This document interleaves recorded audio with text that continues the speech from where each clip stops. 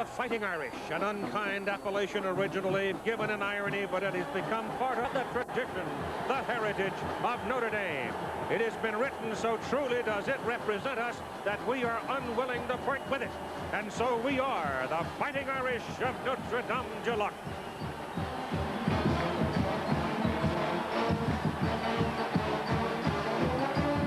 Defending national champions 12-0 last season, Coach Lou Holtz, 4th year at Notre Dame, in his 3rd season, and he claimed in his 3rd season the big title. The weather is miserable today. It is raining. The clouds are low. There has not been a ray of sunshine all day around old Michigan Stadium. The only guy happy about this turn of the weather would be the dry cleaner. Hello again, everybody. You're about to watch a football game that'll be played by 2 of the best teams in the country, representing 2 of the finest universities in the land, prepared brilliantly by 2 of the best coaches in the coaching profession. It is a game that needs no further hype. Let us just play it, get on with it, and listen to the echoes of it the rest of the season. And turning now to Bob Greasy, my partner and analyst. Bob, Notre Dame played a little over 2 weeks ago their first game and won it.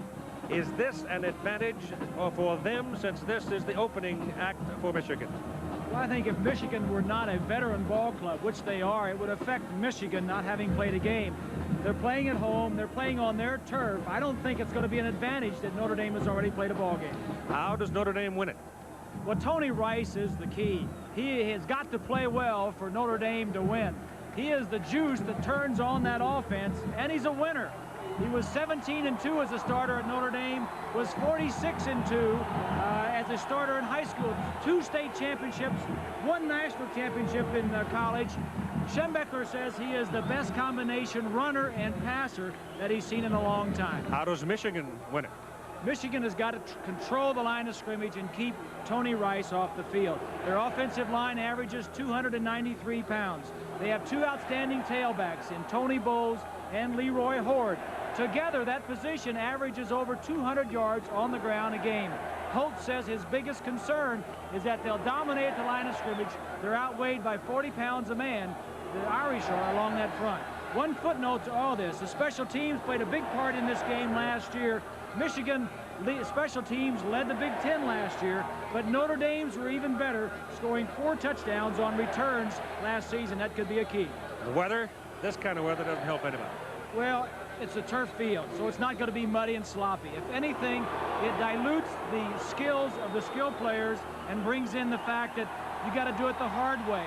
And I think what it does, it brings in the coaches. They got to motivate their players a little more. It was 110 years ago that the University of Michigan Wolverines played their first football game. Hendrick, a freshman, Godfrey, Illinois, will kick off for the Irish. Deep to receive for Michigan. Number 21 is Desmond Howard. He is a freshman flanker. Number 42 is Tony Bowles. He is the tailback. That's Bowles to the right side of the picture, and the man that Michigan would like to have get his hands on the ball. And the first time today, as we're ready for the kickoff, I see a patch of blue sky. Long, high, deep, hanging kick way back into the end zone. The freshman Howard handles it cleanly, touches it down, and it'll be Michigan first down at the 20. So that's a big leg from Godfrey, Illinois. Michigan in the maize and blue at home. The Irish in white on the road. And here comes Michigan out with one of the biggest offensive fronts in the history of college football. 290, 290, 280, 295, and 340. And the quarterback, Michael Taylor, senior, Lincoln Heights, Ohio. The heat's on Michael today. Leroy Horde opens in the backfield with Jared Bunch. Callaway is the man in motion, a wide out. The handoff goes to the big man, Jared Bunch, a 240-pound junior, and he picks up about 3. Here's the offense for Michigan now. It is Taylor, 5'11" and 180 at quarterback. The tailback starting is Horde, but he will share time with Tony Bowles, and the fullback, Jared Bunch, is the big man with Callaway and McMurtry, 2 wideouts that can really run. There's your offensive front. The Asterix are returning starters for Michigan. Walker, the tight end, is 6'1" and 250. And here's the handoff, this time to Leroy Horde, and he gets up to the 25 before Bob Dahl, a defensive tackle, brings him down. The defense for the Irish. Kowalkowski and McDonald are the ends. Andre Jones has got a sore leg. Dahl, Zorich, Alm. Alm is the biggest of the group at 6'7", 270. The linebackers are Don Grimm and Ned Bolkar. The secondary is very good. Light, Terrell, Francisco, and Sumagala. Ford is out. Howard is in. You got 3 wideouts now for Michigan. It is 3rd down and a long 5. And Taylor straight back. Has time. Underneath. Goes short to Bunch, and Bunch is stopped short of the 1st down. And so Michigan's going to have to punt it. So the Wolverines do not get the 10, Bob, in their first series. They didn't make a 1st down, but they also did not turn the ball over. It would have been critical for the first team offensively, whether it was Notre Dame or Michigan, to come out and turn it over. Defense creates momentum, and Michigan at least did not turn it over. Number 16 is Eduardo Ascona, a redshirt freshman from Saint Laurent, Quebec. That's Ricky Waters. He is the tailback, and he is a dynamite kick return man. Pressure. But he gets the punt away on the wet field. It pops straight up in the air. Michigan puts it down, and the Irish will start very good field position because the kick was only 29 yards.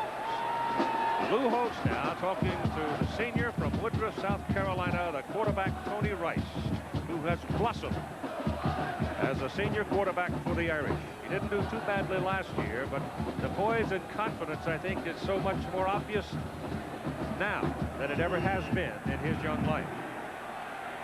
He's big enough, too. 6'1", 200. Michigan shows a 6-man front right now defensively. They hand it off to the up man, Anthony Johnson. He fumbled the football as he was going down, but will retain possession as he crosses midfield to the Michigan 49-yard line. Rice, the senior from Woodruff, South Carolina. Anthony Johnson, a hometowner from South Bend. Ricky Waters, the tailback from Harrisburg, PA. Ismail and Eilers are the wideouts, and both are very fast. Jacobs, the tight end, with Brennan, Ryan, Help, Brunhard, and Brown, the big people in the trenches. Again, it is Johnson, the up man, and Anthony, a 220-pounder, hounds his way down to the Michigan 46-yard line. He's close to a 1st down. The Michigan defense is White, Osmond, Hutchinson. Hutchinson moving into the spot. He is a redshirt freshman, the position played by Mark Messner. Marshall, Grant, Anderson, Abrams, they're the backers, and they're all good ones. Anderson playing with turf toe. The secondary, again, the Asterix are the starters from a year ago with Lance Dotton, the key man, because he is the new man. And Dotton will be to the wide side of the field most of the time, as the 1st down yardage marker is just 6 inches short of a 1st down. Dotton will always be to the wide side, and he'll be assigned most of the time to cover Rocket Ismail, the speedy wide receiver for Lou Holtz's Irish. Rodney Culliver comes into the tailback position for the Irish. He's a 220-pound sophomore from Detroit. So they've got Johnson. Anthony has carried the ball successively as the up man. The Irish offensive front getting off the ball very quickly on the first 2 snaps. For a big play. Nope. Quarterback to the 45, and he's got the 1st down. Lou Holtz is the master of deception. It was a great opportunity on the Michigan 45-yard line, short yardage on 3rd and 6 inches, to fake it into the line and go top. But I think it was a smart call. You got foul weather. You want to make sure you get something out of your first drive. I think the 1st down there was more important than trying for a big play with Ismail. So 1st down Irish, Wolverines 45. Pat Eilers comes back in.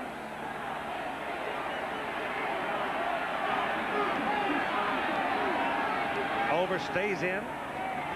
Culver's got the ball. Big hole left side. Big run by Culver. First down, Irish. Michigan 32-yard line. Lance Dotton made the tackle.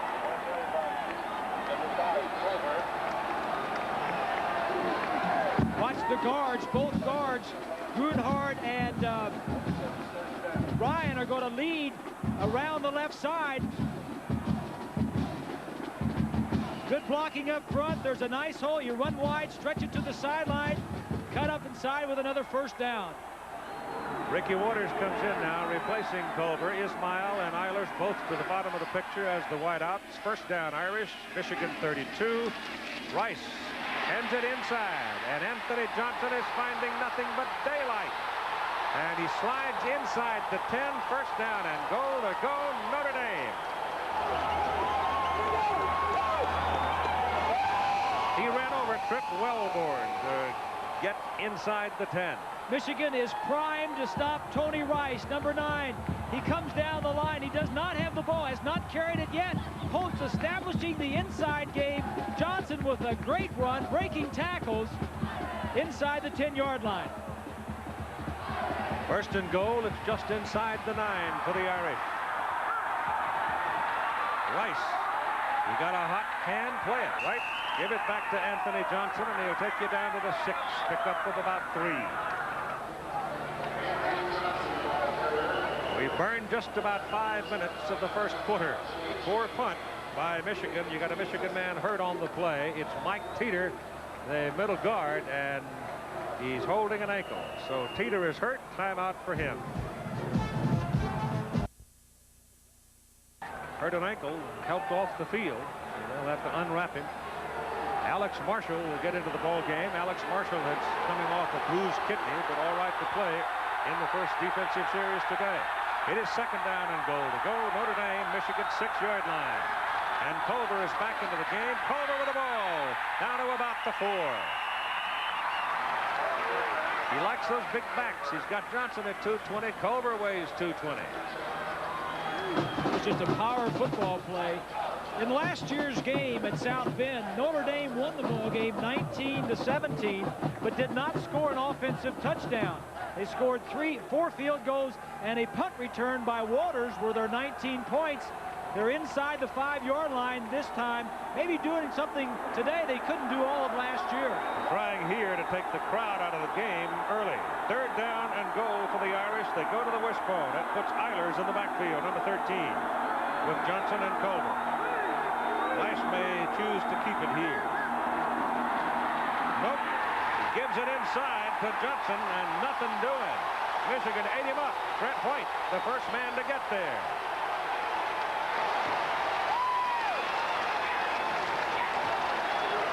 And the kicking unit will come on for Notre Dame.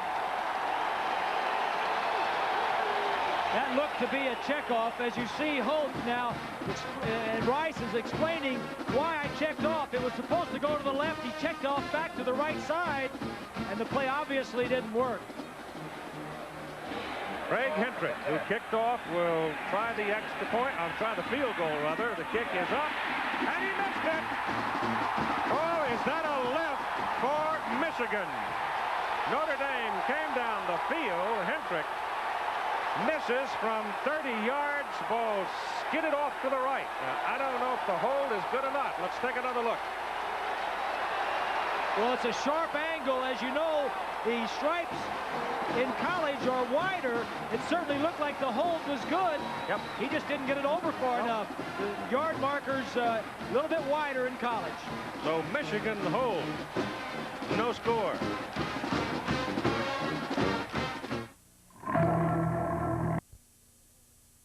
Say at this juncture how important this may be as time wears on, but it was very close.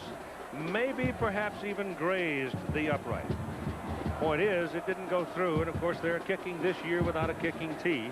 These are wet conditions, but it is a rug, and he just didn't hook it enough to the left. Henrik last year at this time was in high school. He's a high school senior just starting his final year in school. He's a true freshman kicking in his second game for the Irish.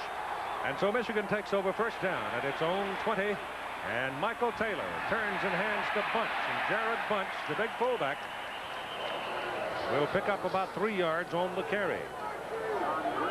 It was Horde who was the star of the Rose Bowl. It was Bowles who led the team in rushing coming into the season finale last year.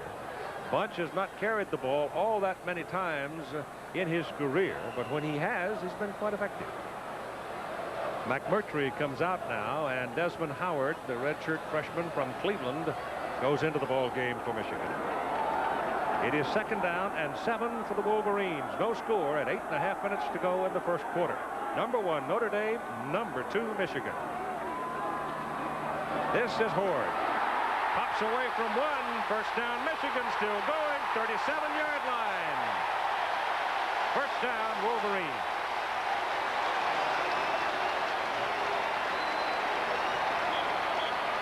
One of the main concerns of Lou Holtz coming in was tackling the Wolverines. He knew they had 2 great tailbacks in Horde and Bowles. Kowalkowski, number 37, misses. Now watch as Horde makes a couple other guys miss. He said Southern Cal, Holtz said Southern Cal was a great tackling team last year, had trouble bringing these running backs for Michigan down. Well, Stan Smagala hit him all right, but didn't wrap him. He just blocked him. Yep. Leroy just kept on pumping. McMurtry in motion. Taylor, a little bit of a delay, gives it again to Horde, and Horde will get it up to about close to the 40. Ned Volcar on the top of the stack. Some of the big fellas on the bottom. Dingman playing, coming off tonsillitis. There's your top 10 scores, and as you look at them, you see Nebraska is not blowing Utah away at all. But I got one for you. There's a very big one. Colorado, tough team in that Big 8. That's a good football team, and I'm going to add one more to those.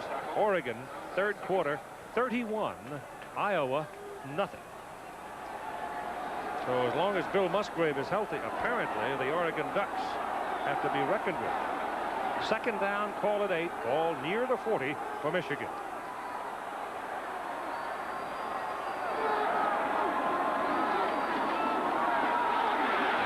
Doing that time for Horde as the Irish defenders pinched him. Chris Zorich, the nose tackle, held his ground, and the big junior from Chicago decked him. This is what Coach Bo Schembechler says his team has to do to win with their offense. Well, offensively, you know, we'll have to move the ball and control it a little bit more than teams have done on Notre Dame. Their defense is very strong and much more mobile than it's been in the past, as you know. And the secondary has wonderful speed. But the strength of our team really is offense. And you got to open it up a little bit. They go to 3 wideouts. Michael Taylor back to throw. Down the middle he goes. Pass is good. Howard, the freshman, hauls it down at the Irish 43, first down. It was open down the middle.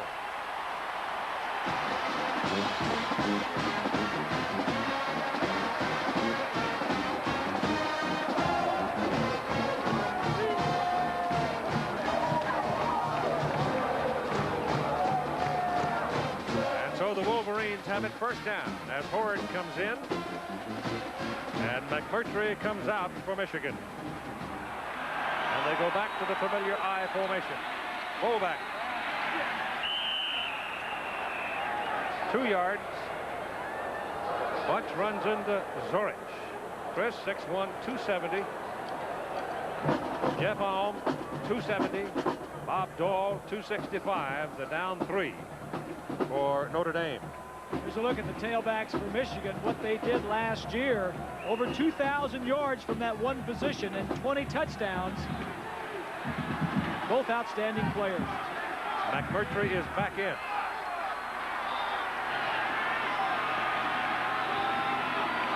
Second down, 8. Back goes Taylor. Underthrown and late. Bunch out of the backfield was out there, but Michael was late getting the ball to him. And by then, Scott Kowalkowski, big junior from Farmington Hills, Michigan, was right there for the Irish. Taylor was looking downfield for the wide receiver who was coming to the inside of the field, similar to the 3rd down completion he just completed a few plays back. Ball's a little bit wet, Keith. The quarterbacks are going to have trouble throwing the ball. It is now 3rd and long. Call it 3rd and 9.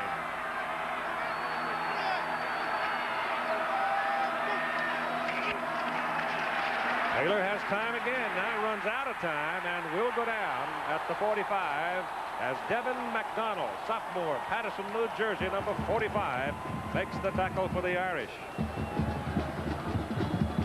You're not going to dance around very long with this Notre Dame bunch because they have good foot speed on the defensive side of the ball.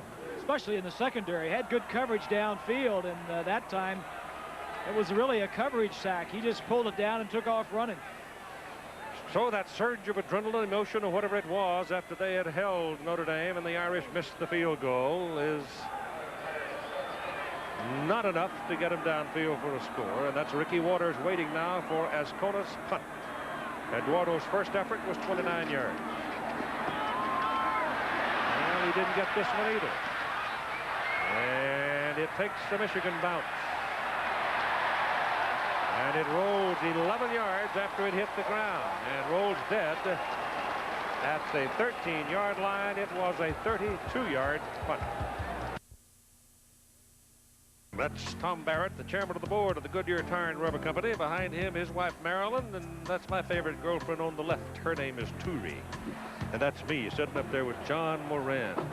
People were obviously taking their lives in their own hands going up there with you flying that thing. I'm just acting. Captain Moran was handling it. That is the state-of-the-art blimp, the newest. 17 million? Thing looks huge. Was it ponderous to handle? No, like a feather. Really a spectacular gondola. It was wonderful. And it was, you know, folks, the sun was shining here yesterday.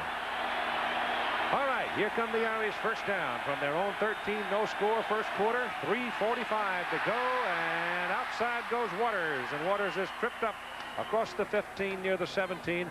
Chris Hutchinson, a redshirt freshman, 260-pounder out of Houston, Texas, is the heir to the position played so well by Mark Messner the last 4 years. Top right of your screen, 97. Grunhardt is 64. He fights off the block, continues to break to the outside, and makes the tackle. Schembechler has been very pleased with Hutchinson. He's playing the wide side tackle, the one that Messner played last year, and played it very well. The 16-yard line, second down and 7 for the Irish. Rice has not carried the ball yet. Tony gives it away again. Anthony Johnson, who had good success in the move downfield for the Irish, was shut down that time. You know, to amplify on what you said about Rice, third possession for the Irish. He hadn't carried the ball yet. Holtz knows that Michigan is stacked to stop Tony Rice, so he's letting all of his other guys run the ball, so maybe Michigan will forget about Tony. But be rest assured that before this ball game is over with, Rice will probably have carried it 15 times. Well, he carried it one time on a quarterback sneak. Yeah. Well, I'm talking about the wide stuff. That doesn't count. Yeah, the option stuff and the quarterback sweeps. Right. All right, he spreads them out this time. 3 wideouts. He still got it. And the Wolverines get him, and that gets a roar out of the crowd, and a penalty flag goes down. Look out, Bobby Abrams. Somebody might have gotten a little carried away in their exuberance. Well, they finally had a chance to get after him. Tom Quinn, the referee. Personal foul, Michigan. Well, that's a big call right there, a big foul, and you can see Schembechler wants to know who is it on. Not only is it a penalty, but it's a first down. A change of possession would have occurred, but now they keep the ball. Late hit. Well, for how many days have they been concentrating? When Rice gets the ball, you guys go get him, and sure enough, that's 27. No, it's 97. 97. That's Hutchinson. The redshirt freshman. So they are geared to go get him. No, that's right. Chris just got there late. But it's a big one for the Irish. First down outside their own 36-yard line.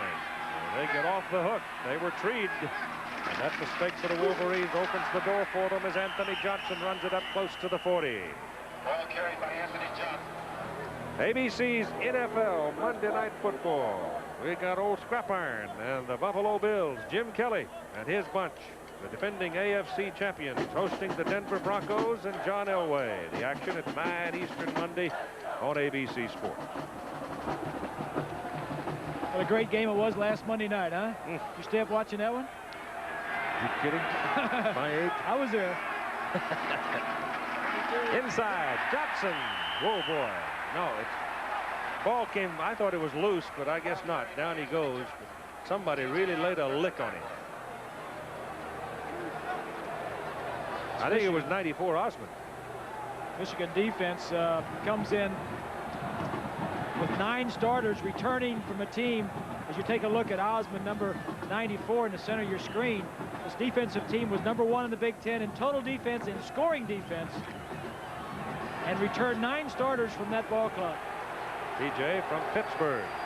3rd down, 5. Time about gone, first quarter.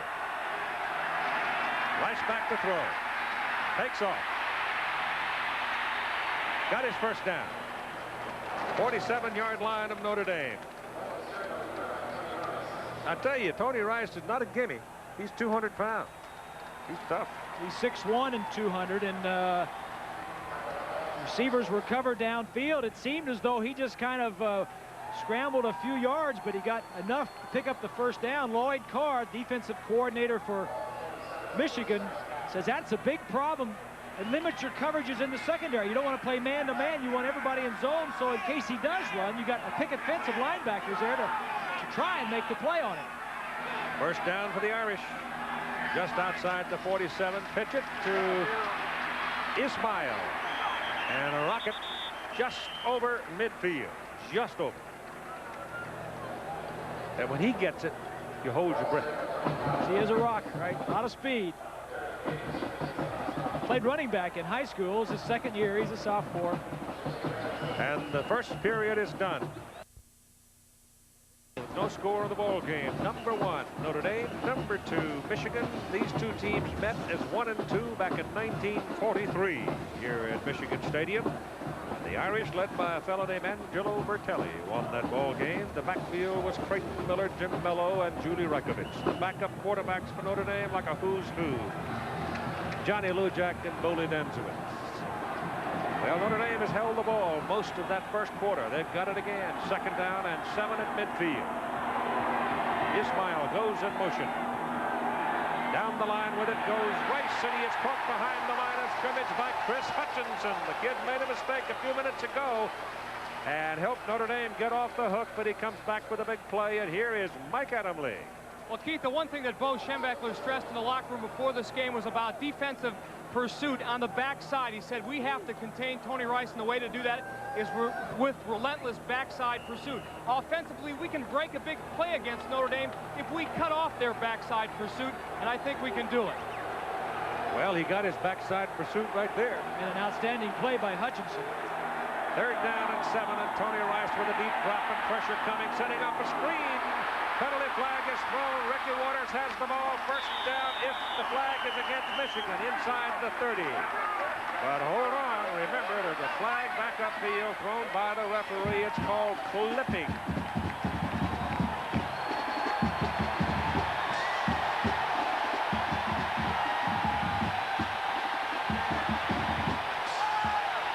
Wipes out the play.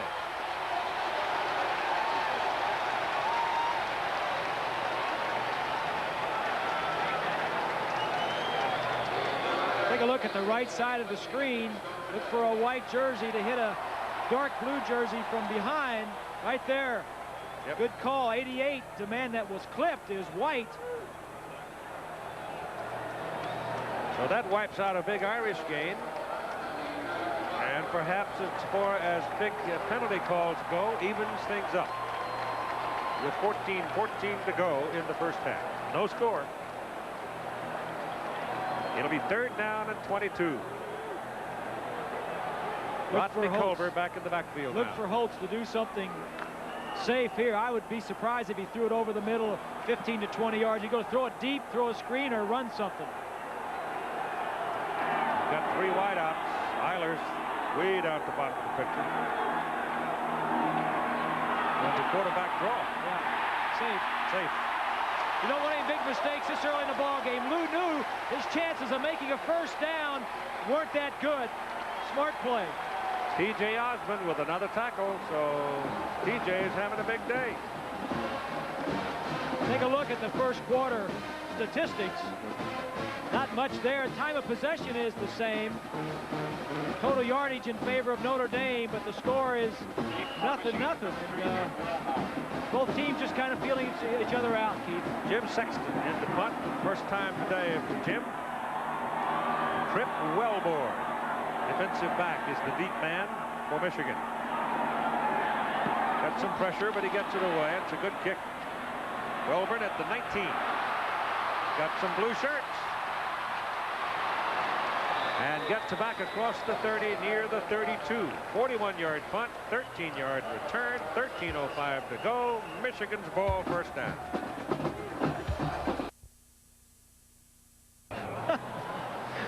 All right, Michigan coming back to the attack now. The ball is just at the 31-yard line. First down with Tony Bowles making his first appearance of the ball game at tailback.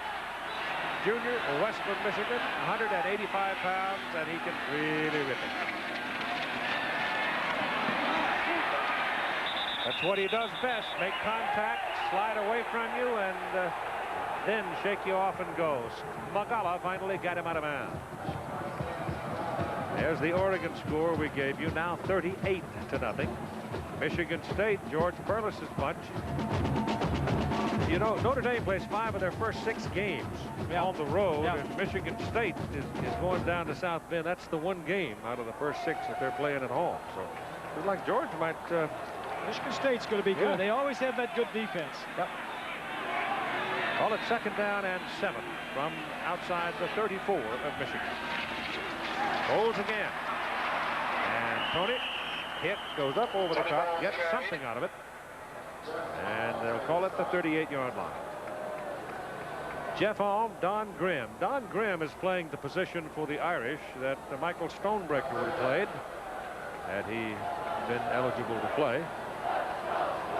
He's out for this season. Irish lost several starters on their defense, Keith. You're referring to Stonebreaker. George Williams, their starting defensive tackle, is academically ineligible. And then Arnold Ali, starter last year as a freshman, transferred to UCLA. It is third down for Michigan and 4. Taylor. Down he goes. You don't have much time. That probably would go down in the vernacular of the NFL as a coverage sack, because when Taylor looked the first time, I think 2 more steps back, and by then Bob Dahl had a piece of him. Big number 93 right over here is going to slant way to the inside, and through all the confusion and all the bodies, look at all the bodies in there. He's going to sneak through, keep an eye on him, and makes the sack.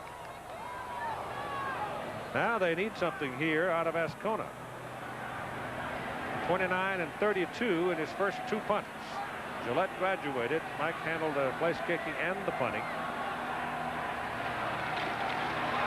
Hard snap back to him. He got this one out of there pretty well.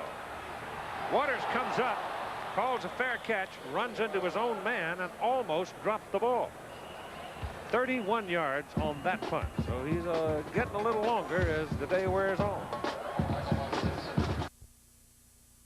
At their own 39-yard line. And as Bob Greasy mused while we were away, they have not thrown deep yet. Ismail and Eilers now after that motion to the same side, and they hand it off to the up man, the fullback. And Anthony Johnson will get it up near the 44-yard line. About a 4-yard pickup. It's interesting to note that Notre Dame and Rice have had the ball 19 plays, and only one time has Tony Rice went down the line and kept the ball in an attempt to run himself. Call it second and 6. Usually where he makes most of his yardage. He will. You're right. Rice 5 out of 12 right now. This is Waters hit behind the line of scrimmage. Defensive play by number 26, David Key, junior, Columbus, Ohio, for Michigan. What? A man from Columbus, Ohio, playing for Michigan? Take a look at the offensive line. Just tosses and pitches it. Linebacker steps out, and Key comes inside the linebacker and fills very nicely, slows Waters down enough until his help gets there. Third, ball at 6.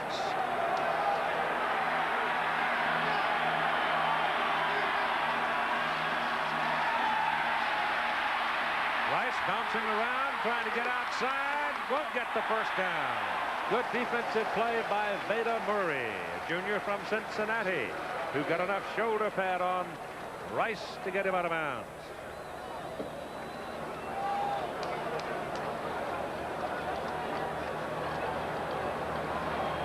Veda Murray had a big ball game himself in the Rose Bowl. A lot of big plays. He had 4 interceptions last year for the Wolverines, and he's the free safety. He directs all the traffic back there in center field.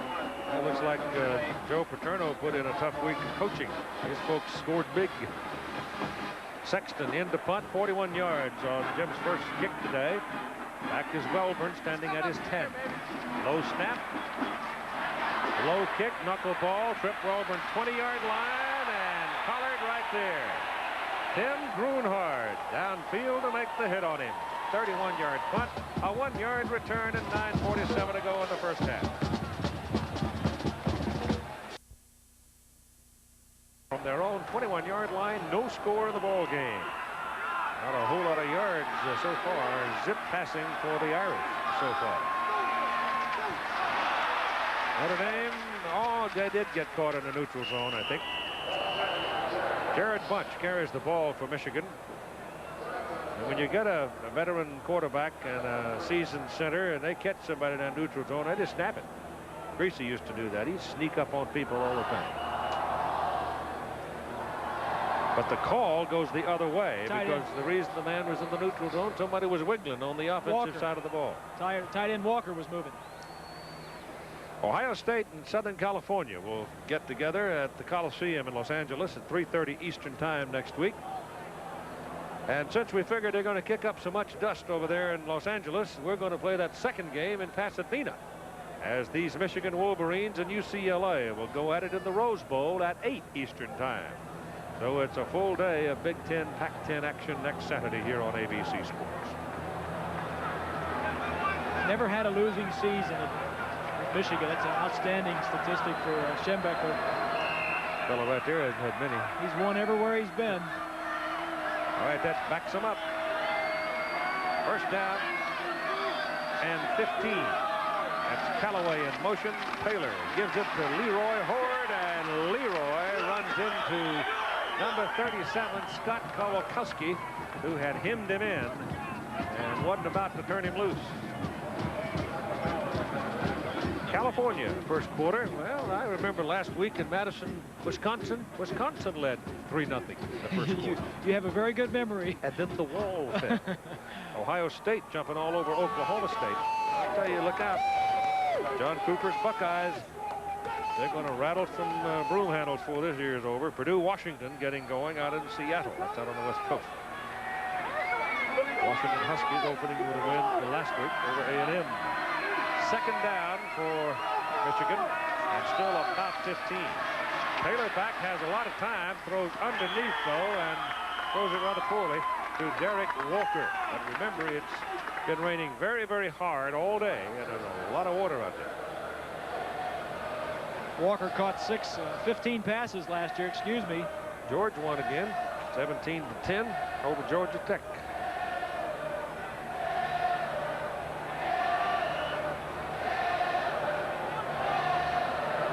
Kentucky just did beat North Carolina. It looks like Mac Brown is turning things a little bit over there at Chapel Hill, doesn't it? I think he'll get that turned around. You know, he's a good coach. Third down. And Michigan's got 3 wideouts in there now as they add Desmond Howard to the wide position and take out Leroy Horde. And whistle stop him. And this will probably get your folded arms.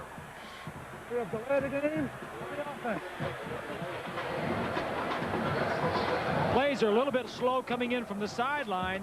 They run the plays in. They don't signal them in. I think I think more schools and teams should signal their plays in. Of course, it takes time to teach the signals to the players involved, but especially when you're backed up at one end of the field, it takes longer to run 50 yards to get to the huddle. So they need 19 now on 3rd down.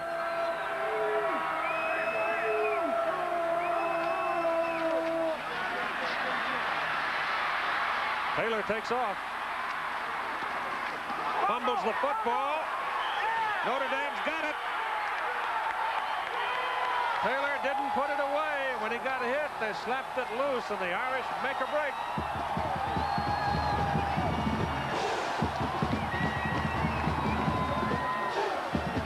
I think Kowalkowski is the guy that knocked it out of there, and I couldn't pick the number who covered it.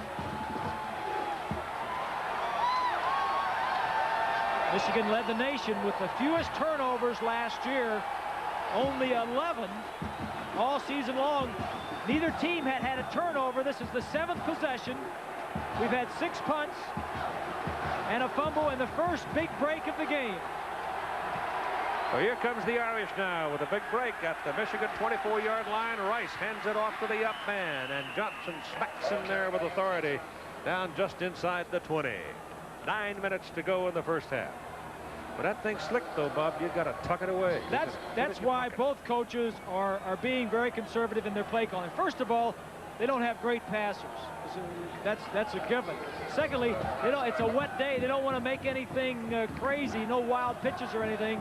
They don't want to put themselves in a hole. The first turnover goes in Notre Dame's favor. Second down at about 5. Inside the 20 for the Irish. Rice comes back, checks off, tells the backs behind him what the play is. Fullback again. Anthony Johnson running with a lot of zest. Is down near the 13 and near a first down. What Rice sees up there, Keith, at the line of scrimmage, especially on that play, as you take a look at Johnson, the fullback who has been the workhorse, they have wide plays called, and he sees men that are contained men out on the outside on the flanks. He says the option, no way it'll work, so I'm going to check to something back inside. And so they get the first down at the Michigan 13-yard line. They've been down here before. Inside the 10, they had it first and goal. They missed the field goal.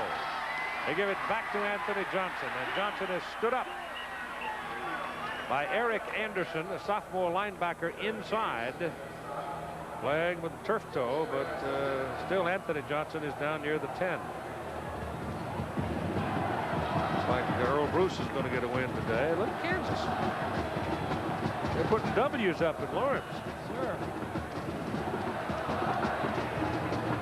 Ball is exactly on the 10-yard line. 7 minutes and 40 seconds to go in the first half of play, and it's second down and short 7.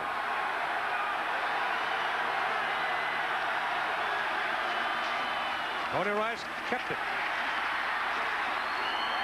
Turned it back, gets over the 5.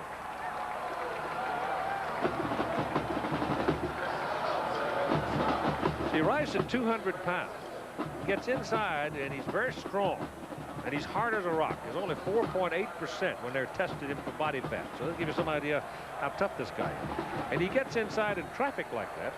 I tell you, he's tough. He's like a fullback. Well, he's a 4th runner in the backfield is what he is. 3rd and a yard. Crowd getting into it a little bit. Rice with a long count, trying to draw the Wolverines, hands it off. And Anthony Johnson is going to have a first down for Notre Dame right around the Michigan 2.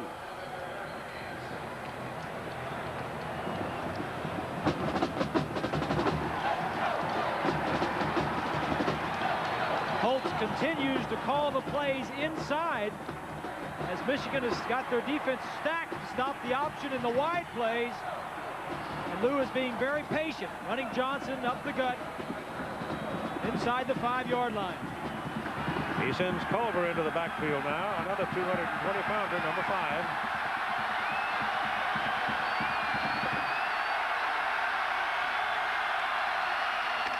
Rice has got it outside Culver, and great play by Bobby Abrams, number 24, the outside linebacker. Talk about good defense. This is just solid, good defense. Rice, as you take a look at Abrams, who was a defensive back a couple of years ago, switched to linebacker. Got his weight up to 230. Watch this play. Rice is going to make a good decision there. Now he's hit, and at the last minute makes another good decision.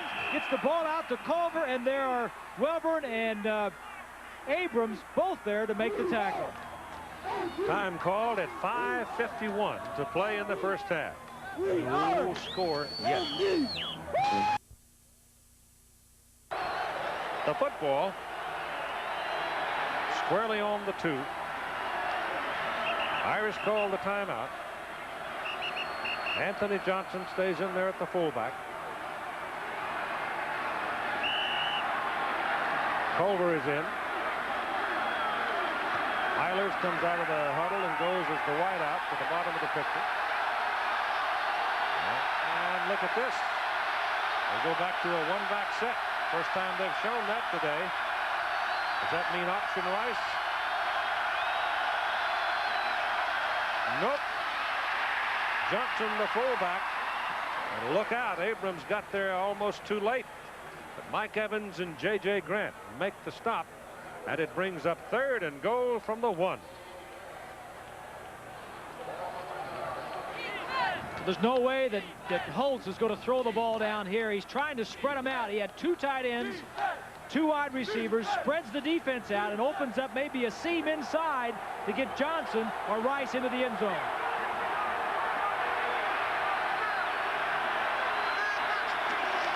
Rice, touchdown. Penalty flag. Hold the phone. Linesman threw that flag. Irish. Illegal motion. Anthony Johnson may have started a tad too soon.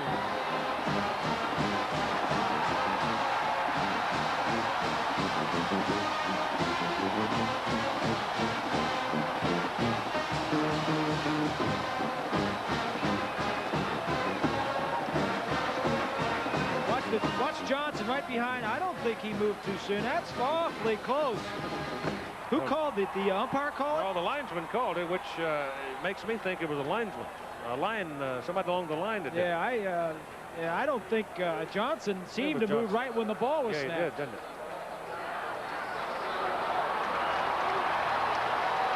A 5-yard penalty brings it back to the 6-yard line, where it is 3rd down and goal. Now, let's see what Mr. Rice does. He's got Waters back in the backfield as they go to the wishbone. Rice rolls it back to throw it. Does throw. Johnson, touchdown. No flag.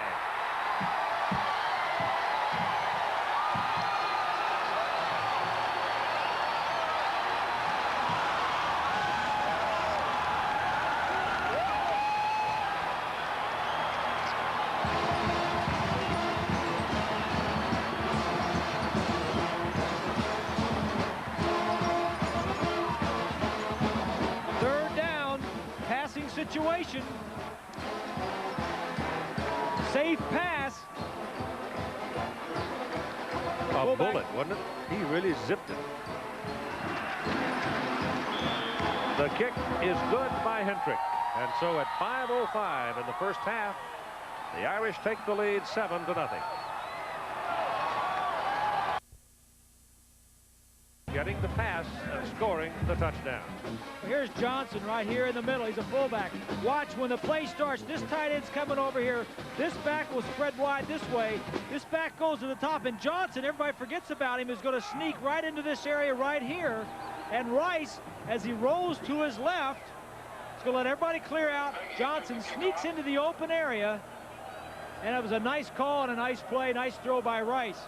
It wasn't a gambling type of throw. He didn't throw it into coverage in the end zone. Little check down for a touchdown. And Notre Dame kicks it off. Hendrick showed a big leg, throws it again, knocks it all the way down to the 3, where it is taken by Desmond Howard. He's got a hole to the 40. Down he goes at the 41. He was one step from being long go. And you got a flag somewhere out there because folks are talking at the 41. Procedure, Irish. They're going to make them kick it again, or they're going to take it at the 41-yard line. Not so sure. I wouldn't be tempted to take it where it is. Remember, encroached on the stranding line. It's declined. First down.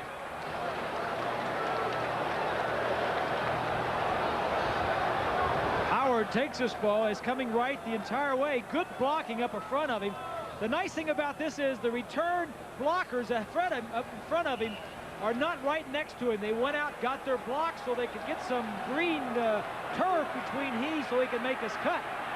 And so Michigan, having been stung by an Irish touchdown. First down from their own 41. Michael Taylor hands the ball off to Jared Bunch. And Bunch will have a couple of yards, and that's all. This is a split crew of officials. Tom Quinn of the Big Ten, the referee.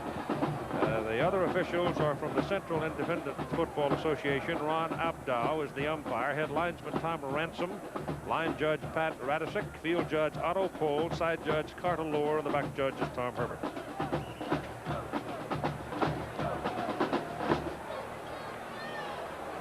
That's just about a 2-yard pickup, just short of the 44-yard line, since they started just short of the 42-yard line.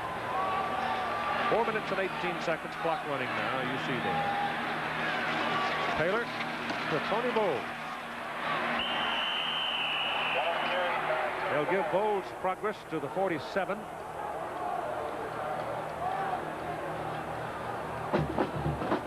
Halftime, we'll have the Woodward Stakes. Belmont Park, Easy Gore, the considered choice. There are those, obviously, who disagree with the considered choice. Well, who do you like? I don't know enough to be astute about it. Proper reality. How's that? You're getting some coaching up here.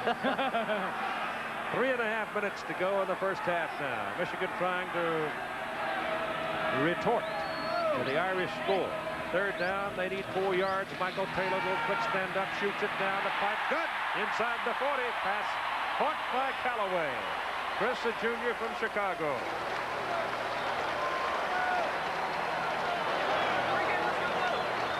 Just going to be a slant. Callaway goes about 5 yards. Nice throw between the linebacker and 15, Terrell, the free safety. First catch today for Callaway. And first down, Wolverines, Irish 39-yard line.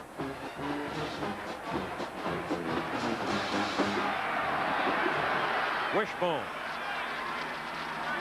Reverse. Howard, the speedster, didn't get the block on the corner. Number 29, Stan Smagala, would not be taken out. Got a little help from Kowalkowski. But still, you see the reason why they like to have Desmond Howard on the field. He is a burner. It's going to be a reverse. The ball's coming this way. Here's Howard. Watch Muscala up here at the top of the screen. Normally, with action away, everybody, all the backs going away, you would trail the play. Smagala sees it coming all the way, stays at home. Fifth-year senior makes a nice play. It was fourth-year senior, excuse me. Second down, 4.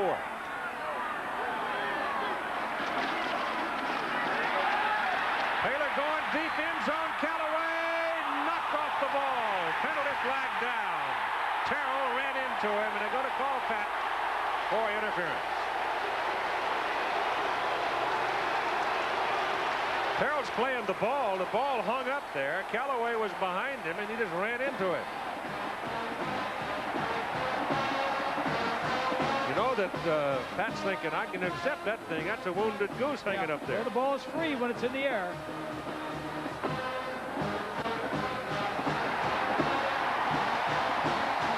Terrell used to be a wide receiver a couple of years ago. That ball does not have offense or defense on it. It's anybody's ball. Yeah, you can sit and argue about that one on both sides of the table, couldn't you? The deal is, they can say that the Terrell impeded the process or the access of the receiver to get to the football. But it's who's looking back for the ball. You know, is the other guy looking back, and could he have caught it? Certainly was a catchable pass. Well, either one could have caught it. I don't think there's any question about that. In college football, it's a 15-yard penalty and a first down for Michigan at the Irish 18-yard line. Well, if Taylor puts a little more snap on it, it's touchdown too, probably, huh? When he got up in the wind swirling around. It's not a lot of wind, but just enough to be a problem. And Michael Taylor keeps it and turns it upfield, and the ball comes loose again. That's Taylor's second fumble of the day, but it looked like a Michigan man pounced it. Like Everett, 51, the center. Yep, that's who got it. Steve Everett, 280-pound redshirt freshman from Miami. Well, option turns it back up inside. And it looks like he was down anyway, but Everett gets on it just for good measure. And you mark it just short of the 14-yard line. They've got to go to the 8 for the first down. I'm going to go back and take a look at that interference call. Just a minute. Judgment, judgment, judgment. Outside goes Hurd. Penalty flags, face mask, no question about it. Juan Francisco had a hold of the face mask.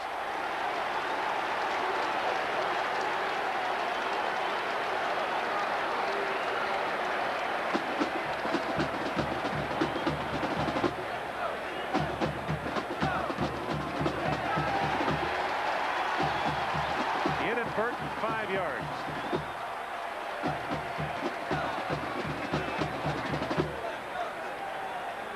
Yeah, the right hand comes around the back. He didn't yank it. If he'd have pulled it, I don't know if he did or not. Todd Light came up there and covered it up. He says, I'm going to hold on to that face mask till my friends get here. Juan came over in his freshman year. He was running back. Yeah, outstanding running back in high school. 5 yards, however, inadvertent face mask call does not provide automatic first down, and in distance it does not provide a first down. You're looking at second down and a half a yard for Michigan. Now you got two tight ends.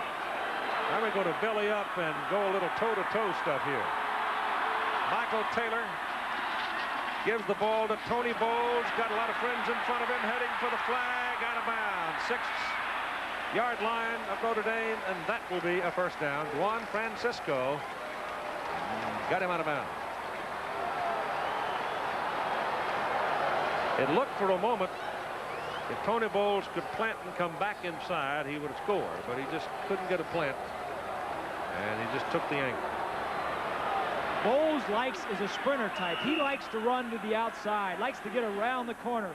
Horde, the other tailback, is stronger, much bigger, weighs 220, whereas Bowles weighs 190. He likes to run inside. Horde likes to run inside, Bowles outside. First and goal, Michigan, Notre Dame. 6-yard line, and the tight end on the right side was moving long before the snap. Derek Walker. He'll cost him 5. Ball start. You got to relax and hold your discipline. Right there, the tight end, number 89, Derek Walker.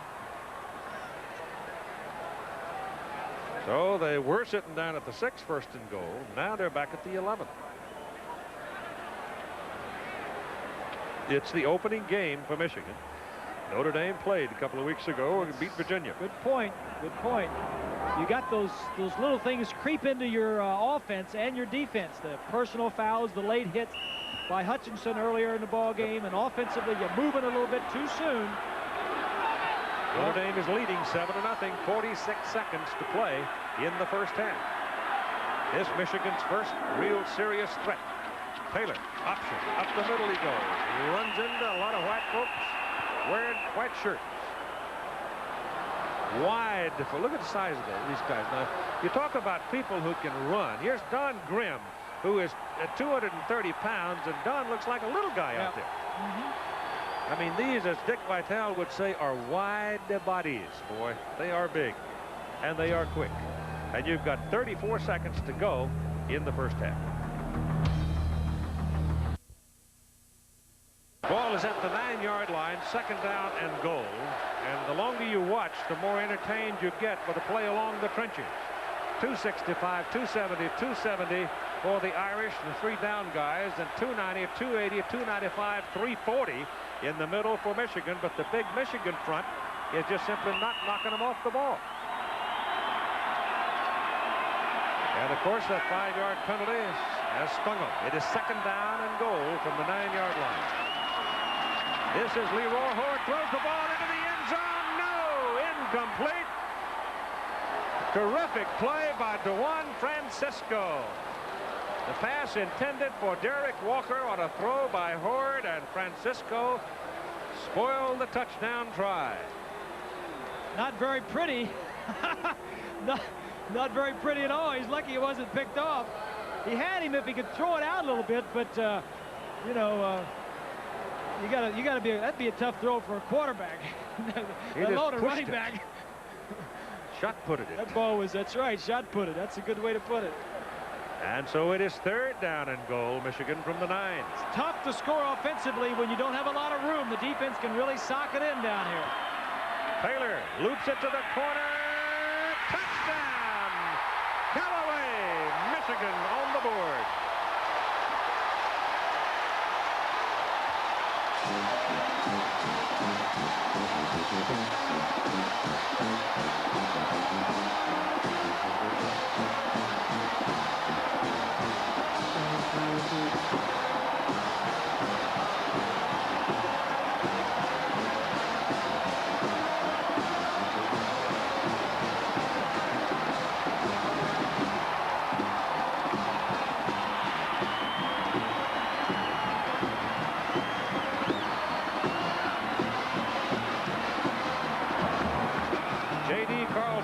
For the extra point out of Ken Solom's hold.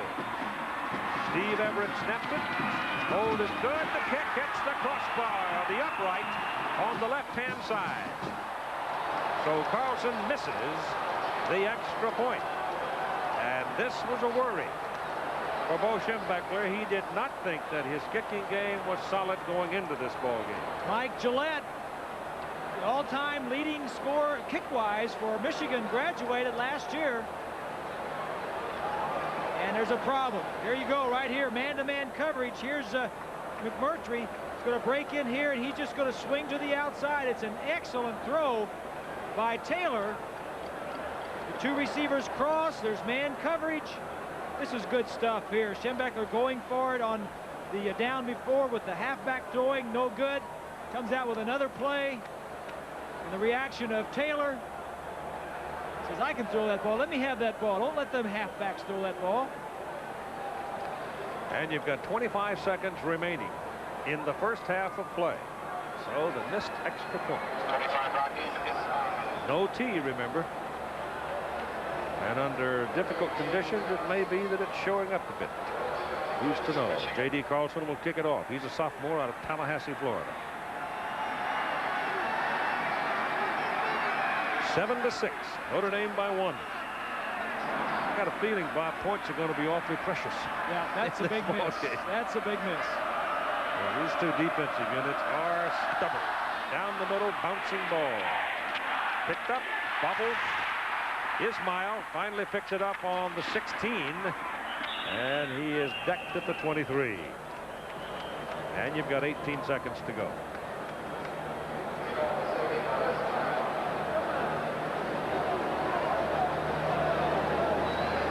Adamley from the field. Well, Keith, let's keep our fingers crossed in this one. I know it's something that Bob was worried about. That bad weather we had this morning has not been a factor in this game because of the light breeze down here. The field is practically dry, and let's hope it stays that way. You know, the second half could be almost a normal half as far as quarterbacks and running backs are concerned with a dry ball. The field is draining, it looks like, very well from up here in my second half. And the water may be off the field completely. Yeah, the center of the field is quite dry. Yeah, you can see it from up here. Still wet on the side. Here's the pitch going to Ragib Ismail, the speedster. And rockets out around the 21-yard line and taken down for a loss of a yard or so on the play. And looks like they're going to let the clock run out now. The Irish had 3 timeouts. But they're going to go to the clubhouse leading by 1, 7-6 over the Michigan Wolverines before over 100,000 folks at Michigan Stadium in Ann Arbor. About what we expected, close and tough. Now let's join Roger Twyman. And Michigan will kick off to Notre Dame. The Irish had won the toss and elected to defer, and now they start from the 12 with Ismail up the middle. He is gone, unless there's a flag behind him. No flags, touchdown.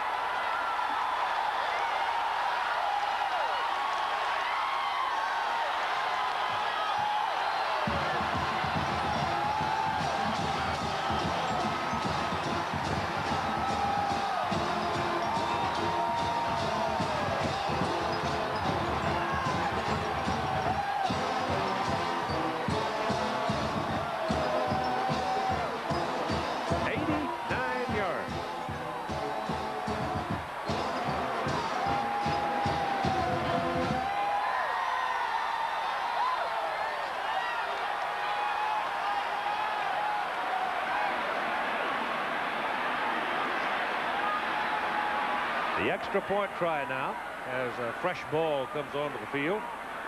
They call him Rocket. And you just saw why. He led the nation in kickoff returns last year at 2 for touchdowns. Sexton holds. Hendrick kicks it. 14-6. Notre Dame. That missed extra point looks even bigger now. Well, we mentioned at the opening that Michigan had good special teams, but Notre Dame was the best in the country. Ismail, number 25, is going to take it right up the middle. His blockers give him some room, and there's speed to burn right here. The kicker is going to make a poor effort. Ismail runs a 4.28, we are told. The last time anybody returned a kickoff against Michigan for a touchdown was 1957. Ron Engel of Minnesota.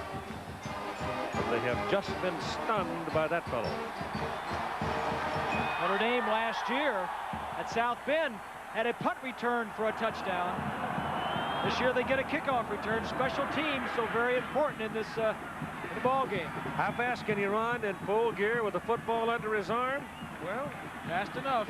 11 seconds to go 89 yards. How's that?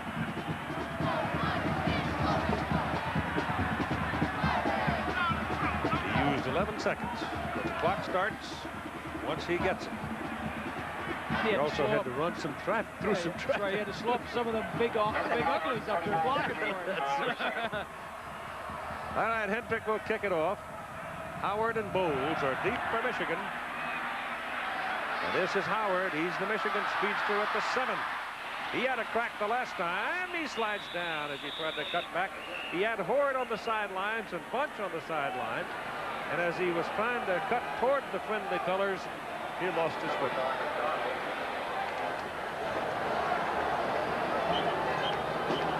First half leaders for Michigan.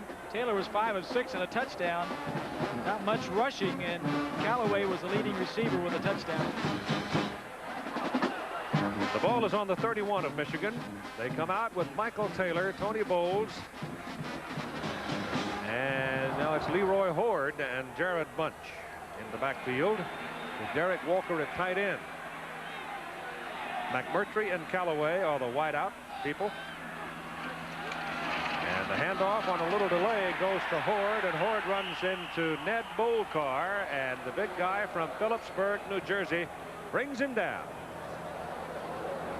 Bolcar, number 47, leader on this defense, just slides to his right, doing what he's supposed to do, fighting off the lineman, makes the hit in the hole, gets some help, maybe for a yard. Nice play. He was a captain, the leader, led this team in tackles 2 years ago. Had some injury problems and didn't play a lot last year. Second down and 9 from the 32. Tight end Walker goes in motion. Ball is handed off to Horde, and the Irish now pumped up. And they are swarming right now. Bob Dole, that hit. There's Ismail. Played as a true freshman last year, as I mentioned. Ran 2 back for touchdowns. He's another Pennsylvanian. That got away. Joe. You know, when Mike and the guys. that really picks up your team and really deflates the other team. You come out from halftime, you know what you want to do, and then that happens, changes the whole complexion of what you thought you were going to be facing. On 3rd and 8, Taylor back to throw. Couldn't find anybody. And they get him short of the first down at about the 37, 38-yard line as Bolcar, who had dropped off in the short zone, comes up to make the hit on Taylor, and Taylor is shaken up. He got hit pretty good. In an effort to make the first down, he didn't get down the way he wanted to, and the linebacker came up and hit him pretty good. He's going to scramble. He's going to get past Dole, number 93. But in an attempt to get about 5 or 6 more yards, which is what he needs, Bolcar, 47, gets a good shot at him in the back.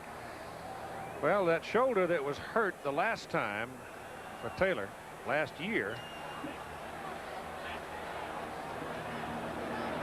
the throwing shoulder has been sore, and it looks to me like that's where he took the blow. It was on that right shoulder. All right, they're still working on Michael Taylor.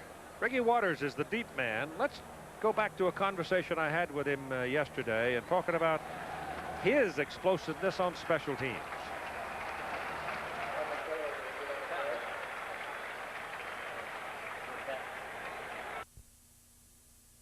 Right. All right, one bomb has gone off already against Michigan. Let's see what happens here. Here's Ascona to punt it. He gets a little more on it this time. Knocks that ball back to the 16-yard line, and here goes Waters. And down he goes. Good coverage downfield by Brian Townsend, the linebacker, number 45. That was a 48-yard punt and a 2-yard return at 12:42 to go in the 3rd quarter. The Irish leading in the ball game by a score of 14-6 as a result of Ismail's 89-yard sprint to open. Elvis Gerbach, number 15, the backup quarterback, been warming up. He's the redshirt freshman from Willoughby Hills, Ohio, but I expect Taylor may be the man to come back. Right now, the Michigan defense, the one's got the heat on it because the Irish are pumped up, and they lead 14-6, and they've got the ball at their own 18-yard line. Tony Rice hands it off to the up man, the fullback, and it's Anthony Johnson, who's put in a full day's work already, and he gets the ball up to around the 21. Johnson is the leading carrier in the ball game, yardage-wise and carries. Take a look at the first half statistics. Rice only threw 1 pass for a touchdown. Johnson with 14 carries and 63 yards.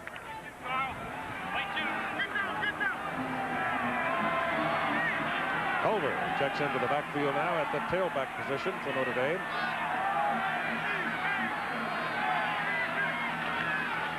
And he's got the ball.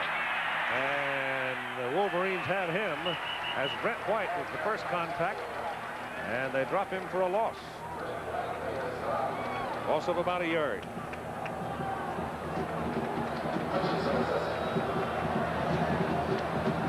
Take a look at the offensive and defensive line play.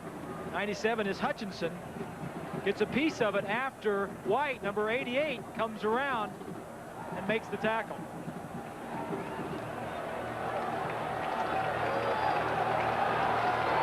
Third and 7.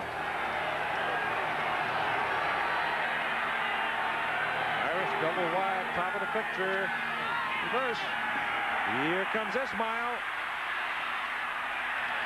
You'd think he might be a little winded, but it didn't look like it. He came whistling around the corner and got it up to a 28-yard line. Bobby Abrams and Veda Murray on the hit, and he's close to a first down. They've switched Ismail from a split receiver, which he was last year, to the flanker.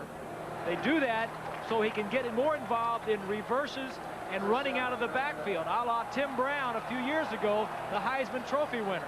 They want to get the hands in Ismail's hands more often, and they can do it if they can get him at flanker.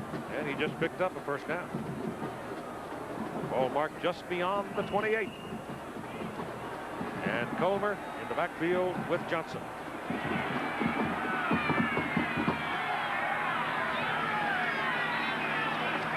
Colmer bolts over the right side. Fumbles the football. Notre Dame's going to get it.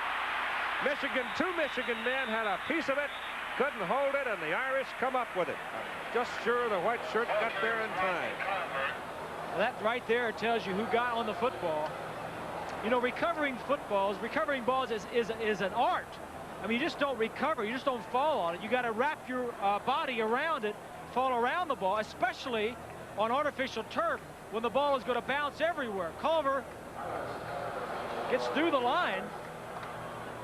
Ball is just shaken loose right there. Key has a chance at it.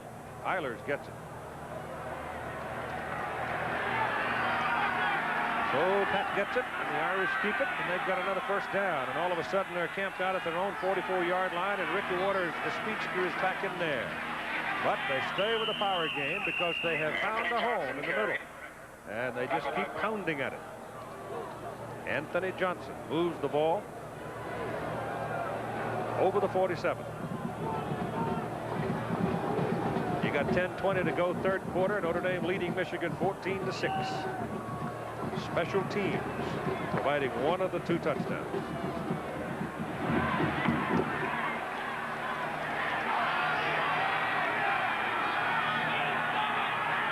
Second down, call it 6.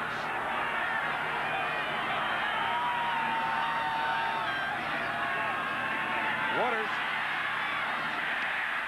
a step away perhaps from really breaking something big. Got to the 49, brought down by Trip Wellborn. Tony Rice, Woodruff, South Carolina. How was it that he came to go to Notre Dame? He told me this.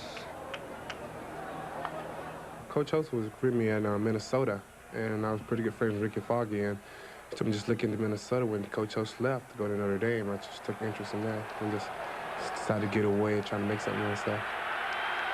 Hadn't done a bad job either. One of the most popular players on the team, if not the most. Third down and 4 for the Irish. Big play here. Penalty flag flies. Short of the first down as Johnson carries. Referee threw the flag. Hey, hey.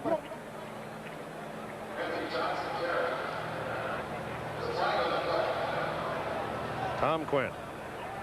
Penalty, 5-yard Notre Dame. Illegal motion.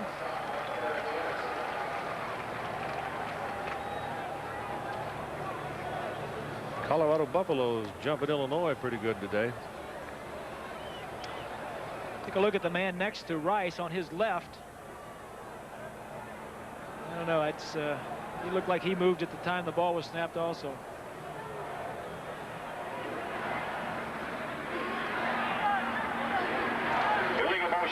They'll decline it. That brings up 4th down, so Sexton will come in to punt. And this time Chris Callaway will go deep for Michigan. So they're still searching around through their roster trying to find all the pieces for their kicking game. And Michigan needs something big now from special teams because they're 8 points down. And Sexton hits another beauty.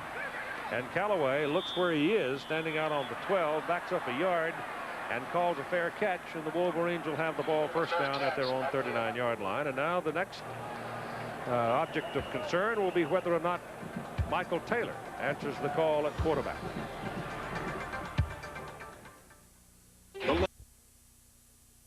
That Elvis Gerback, a redshirt freshman, has gone in at quarterback. Michael Taylor did not answer the bell.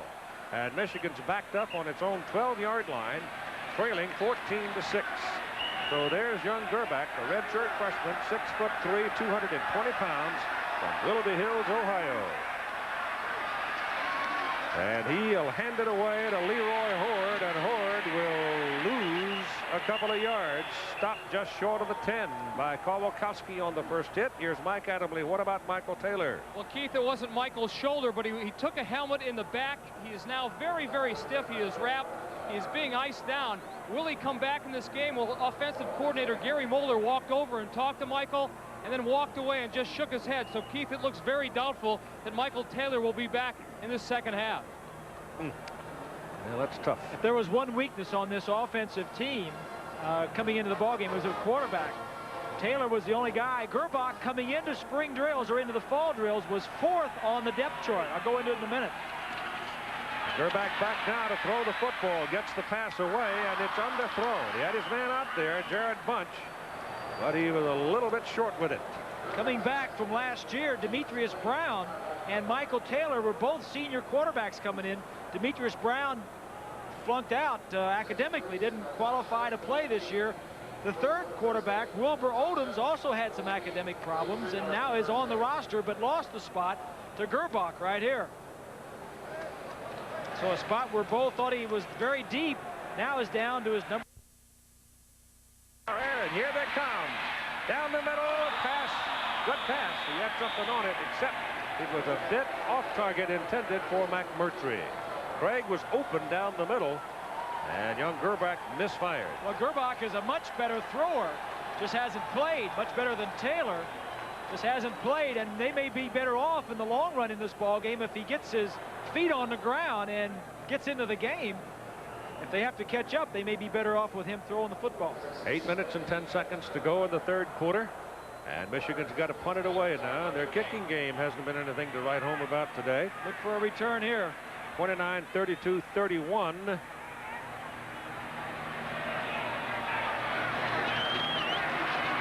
As Kona gets it out, his last one, good high hang time on it, and this one is belted up in the air, but it hangs up there, and Steve Bellis, who had gone back into Bellis being a former quarterback, gone back because he wanted somebody to handle it safely.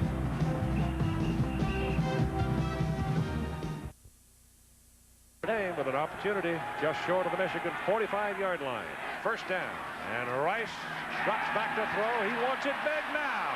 Down the middle, Ismail, no, just off his hands. That was good coverage by Key and Murray. It was a foot race all the way, and it was Murray who got a hand on it. And a good call by Holtz. You're on the Michigan side of the 50-yard line. You got him down. The momentum is in your favor. You send your speedy receiver downfield, play action. It's a nice throw, just good coverage by Michigan. That's the second Irish pass. Has been a sparing weapon today. On 2nd and 10, Rice options down the line and keeps it.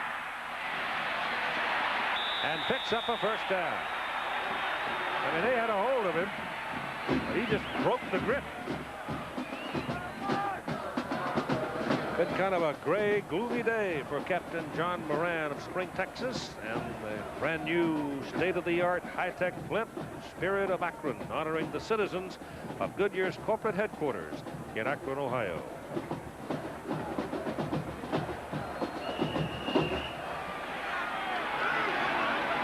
Rice now 8 carries, 36 yards. First down, Michigan 32. And the big guy in the middle, Anthony Johnson, with it. Miami jumping out 14 points over California. But look what Colorado has done to Illinois. And Washington is doing a tap dance on Purdue, too. So those two teams are going to play Colorado-Washington 30th of the month. Penn State got it going today. Oregon's another one that made some news today with a 44-6 win over Iowa. The scores there. Georgia opening its season. Mahalko, Ryan Mahalko, number 35, checks in now as Notre Dame goes to the wishbone on 2nd down and 6. And Rice keeps it, and another first down for Notre Dame to the 21-yard line. And now they're starting to cut them up. They've gone now full board to the option game. Mahalko shows up. He's a good blocker. John Gutekunst, Minnesota Gophers getting a win to start today. Wisconsin getting a win. And BYU, having lost to Washington State last week, they bounced back against Navy. And Rutgers beats Boston College. It's one of those kind of seasons, I think, that nothing seems secure week to week. This is Waters. Waters bounces off, fumbles the football. Who's got it? It was laying around, looked like on the ground, before somebody realized it was loose. And Ricky apparently went down to get it. Brent White, 88, made the first hit. White recovered last year from a serious automobile accident 2 years ago. Some people thought he would never play again, but had knee surgery and came back and is playing very well.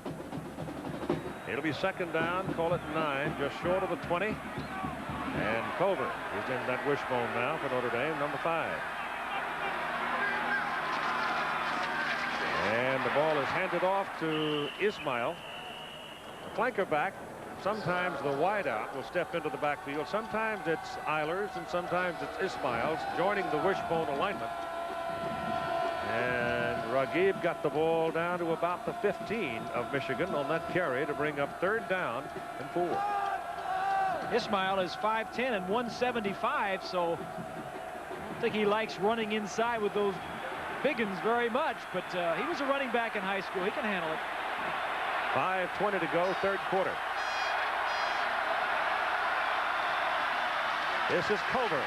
He turns in there with some authority, doesn't he, at 220 pounds? But they've stopped him short.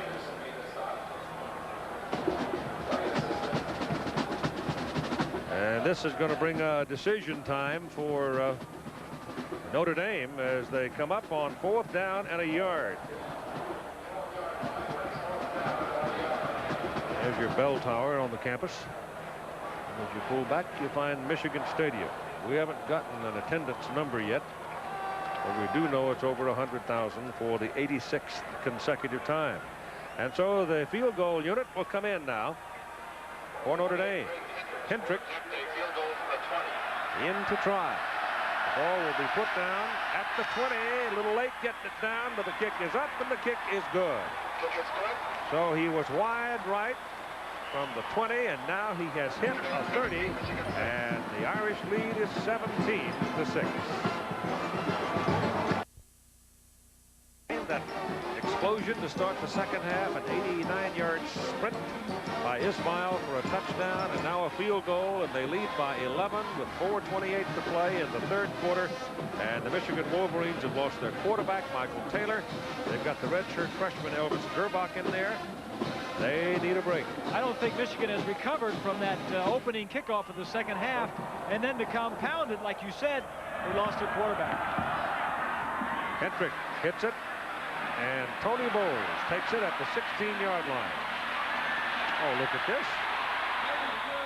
Tony is thrown out of bounds over the 40. Juan Francisco fetching him out.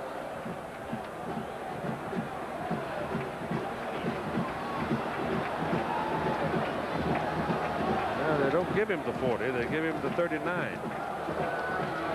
And Gerbach is out there. Taylor taking a helmet to the back, sore and stiff.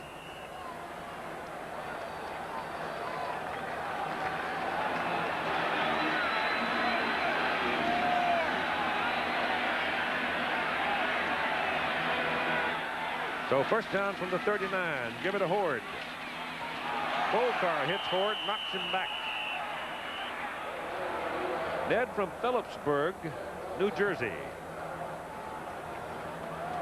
And he put a solid hit on him right there. When you lose your quarterback, such as Michigan has done, it gives a sense of insecurity, first of all, to the entire team, and in particular to the offensive line and the receivers that are out there on the field. When the new quarterback comes into the huddle, everybody tries to pick him up, but in the back of their mind, they're saying, oh, geez, do we have a chance to win this ball game? This kid's never played in a college game before. And I think the longer he's in there, the more confident he will become, and the rest of the team will. Second down and 8. Going to throw it. McMurtry down the middle of the field. Number 1 makes the catch. Number 1 makes the tackle. Todd Light. Pretty pass. He's 6'5". Receiver's going to clear out over here, and McMurtry's going to come in and square in over the middle. Little play action to hold the linebackers. And good sight lines for Gerbach as he play action fakes. No problem with the rush at all. And wide open in the middle of the field. That'll do a lot for his confidence and the confidence of that offensive group. Who knows? A star may be born here. You don't know. Walter Mitty lurking in the shadows. Always. 39-yard line. First down. Little delay. He's going to put it up again. And throws it to Bunch. He had a chance to get it to Bunch, but what he was more concerned about than anything else was preventing the sack, because Devin McDonald had a hold of it. He was after him, climbing up his back. No question, he was. It wasn't a matter of hearing the hoofbeats. It was a matter of the claws tearing your shirt off. Howard, the speedster, comes in at wideout now. Desmond Howard brings the play for Michigan. McMurtry comes out. It is second down and 10 for the Wolverines at the Irish 39. 3 minutes to go in the third quarter. Notre Dame leading 17-6. Run it. Well, there's nothing going on here. Jared Bunch is being bounced from pillar to post and back again, but there is a penalty flag. And it came, I think, out of the umpire's pocket. That oftentimes means holding. So Michigan will pay the penalty here. And next Monday night, ABC's NFL Monday Night Football will offer the Buffalo Bills at home and Jim Kelly against John Elway and the Denver Broncos. Both of them winning to get underway. Buffalo escaping Miami with a win last week. Denver hasn't done too well on Monday night, especially on the road. But Elway is probably, or is, one of the best. There's a bit of a changing of the guard out at Denver, too, in many respects. Holding on the offense at the end of the run. Repeat second down. That'll back them up 10. And the clock shows 2:50 to go in the third quarter. Schembechler said that he was going to open things up a little bit more this year. Even though he had some good runners, he needs to throw now because Notre Dame has effectively shut down that run that he wanted to dominate the offensive line of scrimmage with. McMurtry got it. How do you do? First down at the Irish 26. Get a 6-5. The sidelines are great. Here's McMurtry. He's going to go down, release inside, and break back to the outside. It's a double zone. The corner will stay short. This is not an easy pass to throw. McMurtry releases inside. The corner is held up by the second man out of the backfield. Those are two big-time completions that young man has thrown. Pat Terrell was there, and McMurtry caught it right in front of him, and Greg's a good-sized guy himself, 6'2", 205. They run it with Bunch. Bo's determined that Jared Bunch is going to get his fair share, isn't he? We talked about him all week long. Yep. But he hasn't been able to break anything of any consequence, and now we see the penalty flag. We had a bit of a scuffle. It took Nebraska a while. Mitchell had a pretty good day for Utah. Split crew, remember, so that always requires more conference and sometimes disagreement on the interpretation. The man in the white hat is Tom Quinn, the referee, and he's a big tenor.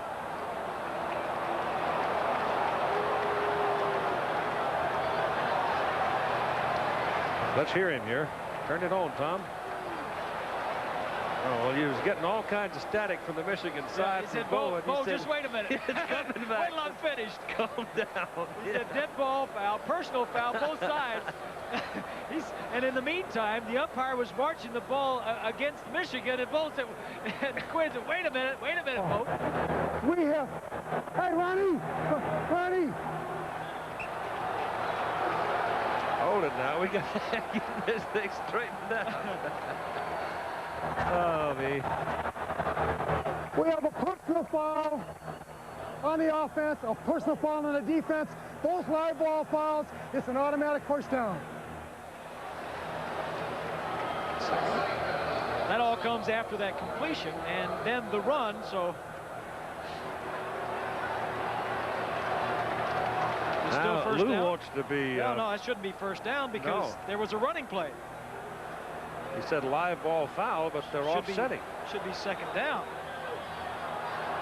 Michigan trying to jump it. The referee is over talking to Lou now, who is unhappy, wants an explanation. And Michigan trying to snap the ball and go after him. So now the Wolverines are going to go back into a huddle, and the negotiation continues.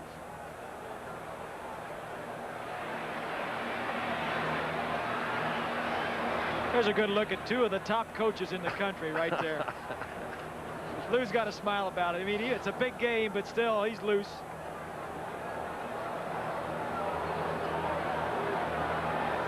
Schembechler in his 27th year at Michigan, and Holtz in his 4th year at Notre Dame. Two of the premier coaches in the country. Okay, now we have concluded the plenary session, and we'll proceed on to the main order of business here at the 26-yard line. And the down marker stays at 1. It's Gary Moeller there, the offensive coordinator, assistant head coach, talking with Gerbach. There he is. Take a look at him talking with Bo.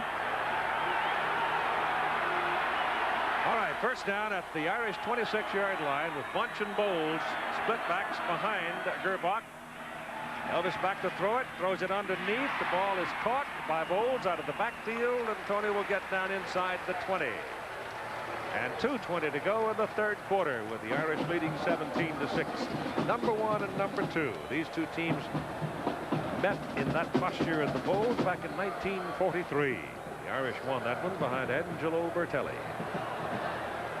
and Johnny Lujack and Boley Dansowitz and Creighton Miller. I have to mention Creighton, otherwise I'll get a sack full of mail. Creighton's golf game is usually in pretty good shape. Yeah. 1:50 to play third quarter, and Gerbach back to throw it again. He looks, he's that little flip inside, and it doesn't work. As Leroy Horde takes that little shovel inside and goes down right on the 20-yard line. Let's pause 5 seconds right here to let our ABC stations tell you who they are.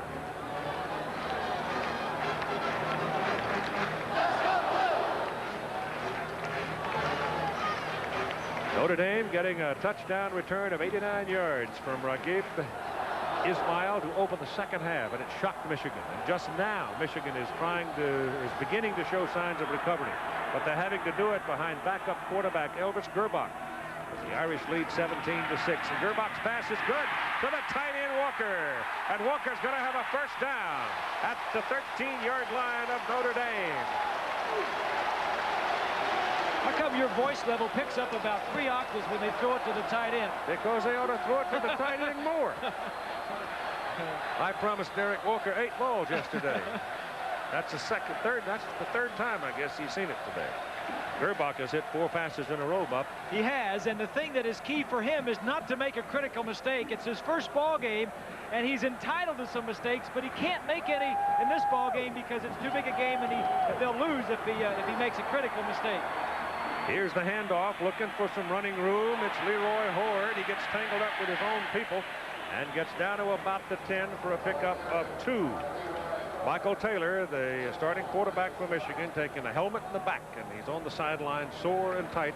There's your scoring summary in the ball game to this point. It was 7-6 at halftime. And that's what happened in the third quarter, and we have 24 seconds remaining in quarter number 3.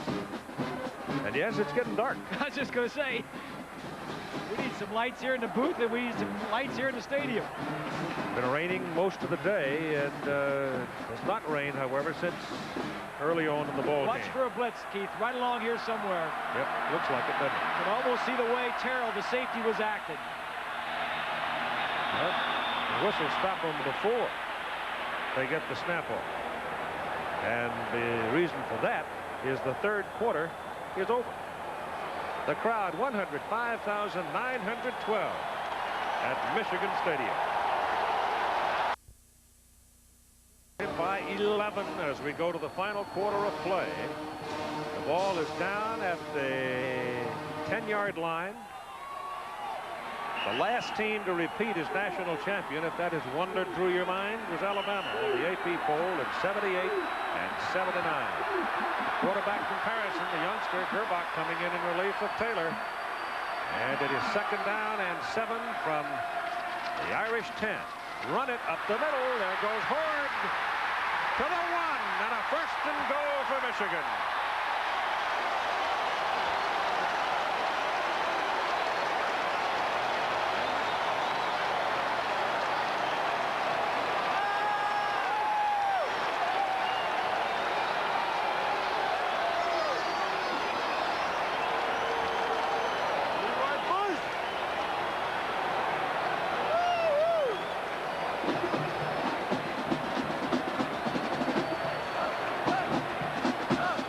Play in this possession coming up. On 1st down and goal, ball is just inside the 2. Bowles, Bunch, and Horde in the wishbone set. This is Horde.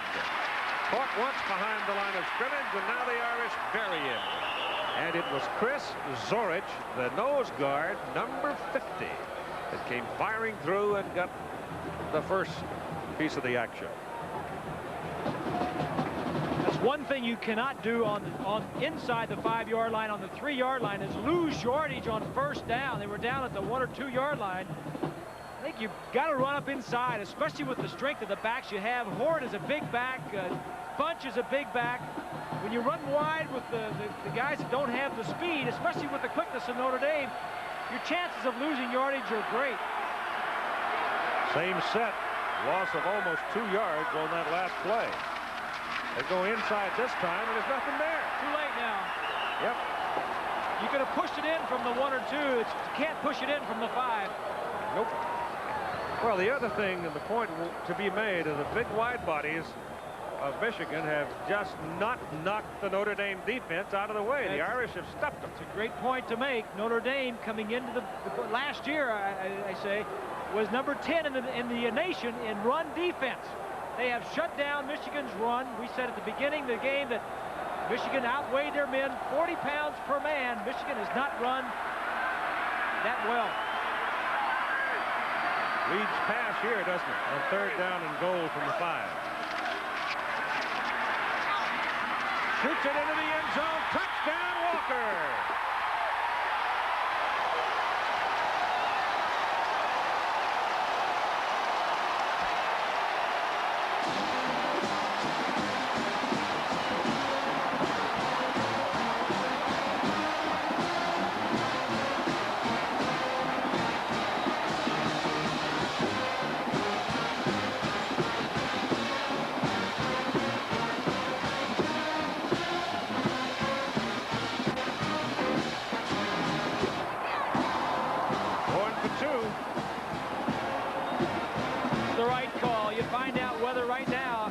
Whether you need to make a touchdown or whether you can kick a field goal to tie the game. Horde brings the play in. Now Michigan reluctantly is going to spend a timeout. But it's the right thing to do. If you're not organized, call a timeout, get the right play on. This play is worth 2 points.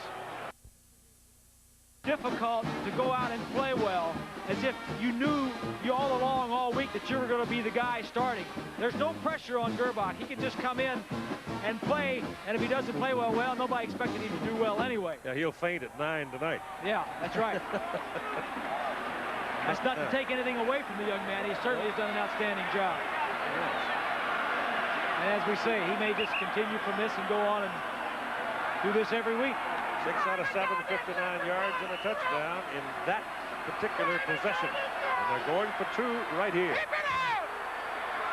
They go trips to the top of the picture. Look for a blitz. And they bring Howard back this way. Into the corner for Howard. He got it. No, he did not get it. He was out of bounds. He was out of bounds. I thought for a second you had another near miracle, but they wave it off. Gerbach is being blitzed from the right side. Throws the ball high into the outside. This is a good throw. Good coverage. Never had it. Pat Terrell was there, but Howard almost reeled that thing in, didn't he? Almost. Shake it Almost. up.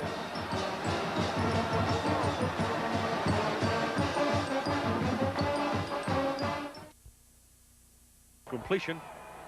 He just didn't have control of the ball. He was inbounds. The original signal indicated he was out of bounds, and that's not the case at all. He just didn't have control of it. But Elvis Gerbach has got Michigan back in the hunt. 17-12 at 12:58 to play, and Gulam Khan will kick it off. You just got to stop this guy now. That's right. From the 9, here he comes. Rocket to the 30. Here he goes. Goodbye. Touchdown, Notre Dame. No flags.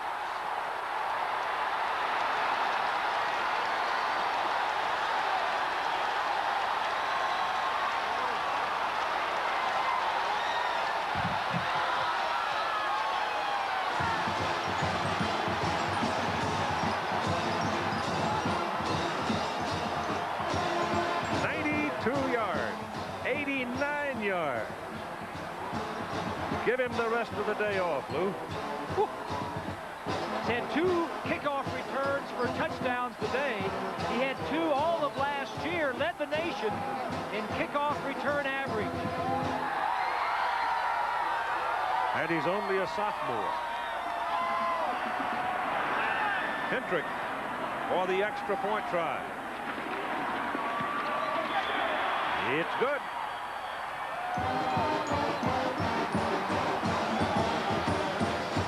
24-12.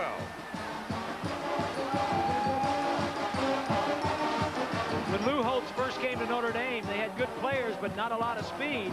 One of the first things he did was went out and recruited some speed. He breaks a tackle there, poor tackling past that point. Once he gets that much daylight, forget it. It's over. You got to get him back there. You give up an angle to him, and it's over. Notre Dame, the last few years, has been good with returns. The blocking, Grunhard, number 75. Good blocking up front. Tim Brown did a lot of this when he was at Notre Dame. And as I mentioned earlier, looks like they're grooming this young man to follow in his footsteps. You talk about letting the air out of the Michigan balloon on the sideline. Whew.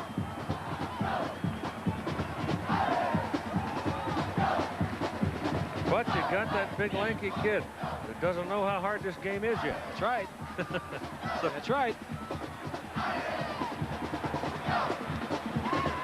What a day for Ismail. My goodness. Whew.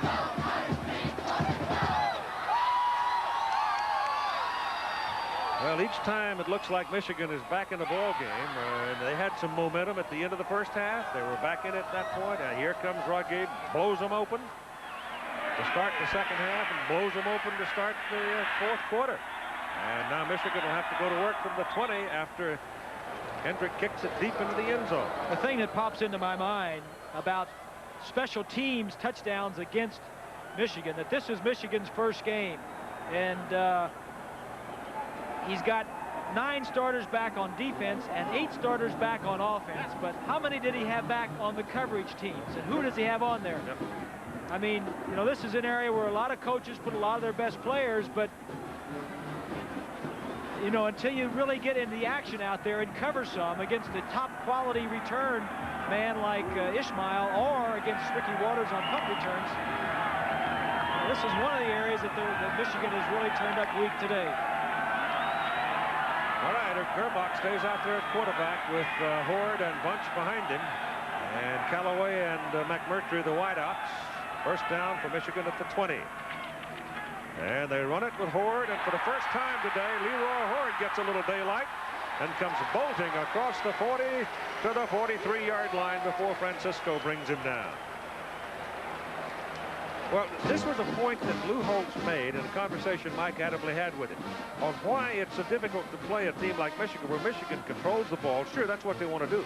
But this is a team that can hit you like a bolt of lightning on the ground, not necessarily with the ball in the air, but on the ground, and that was almost a bolt right there. Bowles' average a year ago was 128 yards. Today, Tony's been very quiet. Deep drop by Gerbach. Pass thrown out to Jared Bunch. And Bunch running, you're running east and west for a man 240 pounds, and you got a penalty flag thrown. Jared just couldn't get squared up and get his shoulders square and start downfield. It just kept knocking him sideways.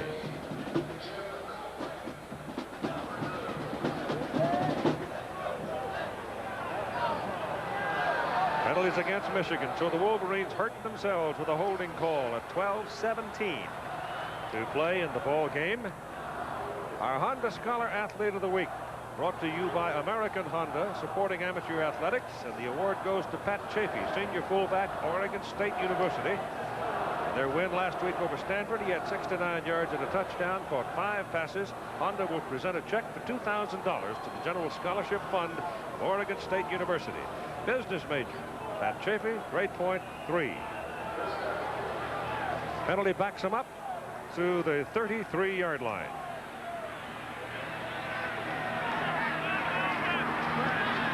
Gerbach gets his pass away, good to Callaway. He's nibbling, picking up some of it, trying not to be too greedy about it.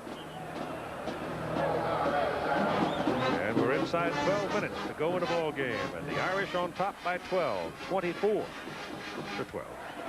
Holtz says winning on the road is difficult. You don't have the crowd, but those 2 long kickoff returns certainly took the crowd out of this game very quickly. It's second down at about 15.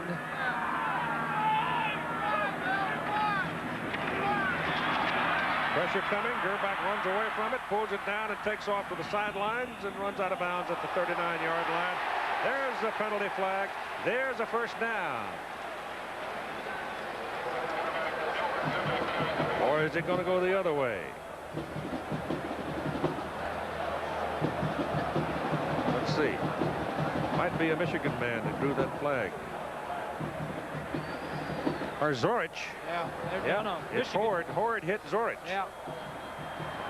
Well, Chris had pulled up, and Leroy Horde coming across thought that he was going after his man and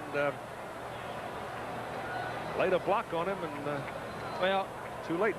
The first game problems are creeping up for Bo Schembechler. Stupid penalties, stupid mistakes.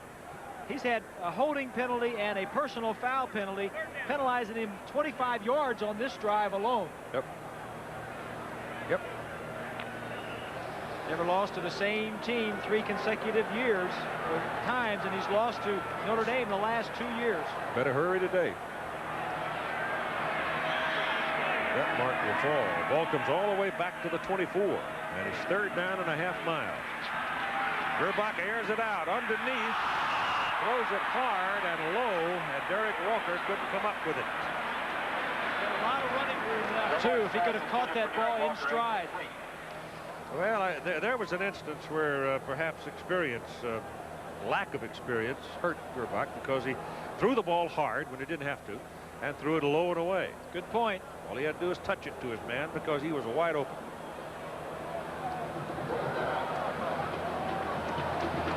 So it's 4th down, they got to punt it.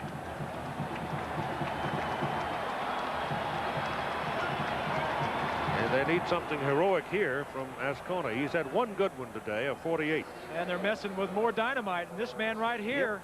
Yep. He's been quiet today, but I'll guarantee you. See what he did last year. He's about as good as anybody when he gets it cracking. There's no substitute for foot speed. You cannot coach foot speed. Michigan dives after the ball. It touched a Notre Dame man, it looked like. And the guy on the sidelines is waving his arms and pointing the t'other way. So it'll be Irish ball. 36-yard punt, and Sean Smith looked like the man who dove on it and kept it for the folks in white. The ball did hit one of the Notre Dame men that was back, and then he fell on it, so there was no question whose possession. To the right of your screen, Yeah, hit him in the back, and then he was smart enough to say, hey, I better fall on that ball. Well, I think he saw the Michigan. If he hadn't seen the Michigan man looking for the ball, he might not have done it.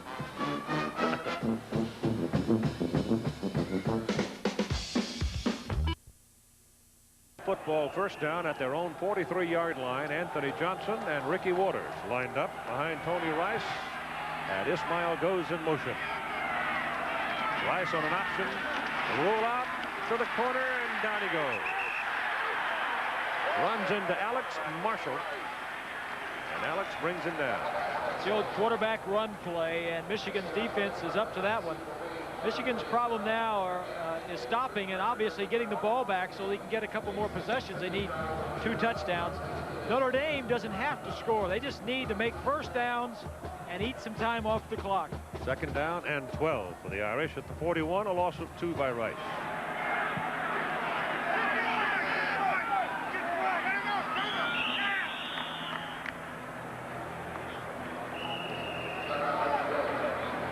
Timeout, Notre Dame. This one goes 89. Huge gap right up the middle. Coverage team for Michigan just giving up the hole.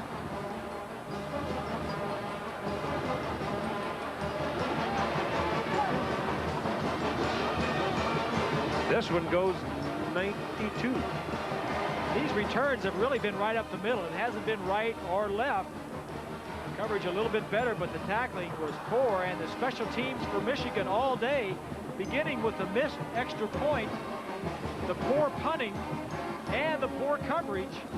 I'm sure that if Bo loses this game, he's going to say the special teams really cost us that ball game.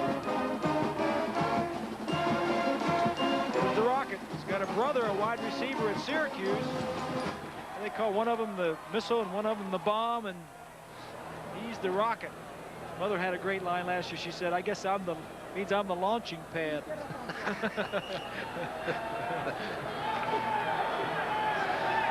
Oh.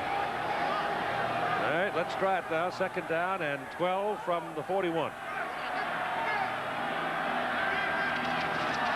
Out of the wishbone, Tony Rice back. Penalty flag goes down. You got a holding call coming up against Notre Dame. And Rice will go down around the 42-yard line. It could be third down 11, or it could be second down and 22.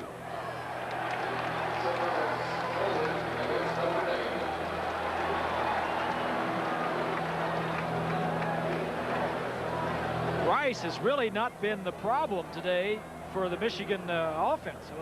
Really, the special teams have been the problem. Johnson up the middle, the fullback, and they've really contained Tony Rice pretty good. We're told now that Ghulam Khan broke his arm. Place kicker, Michigan's place kicker, broke his arm. Holding on the offense, decline. It'll be third In down. trying to get involved on the play on Ismail when he ran 92 yards for the touchdown. So the bad news continues to accumulate for Michigan as they decline that holding call, and it'll be third down 11 with the ball resting at the Irish 42.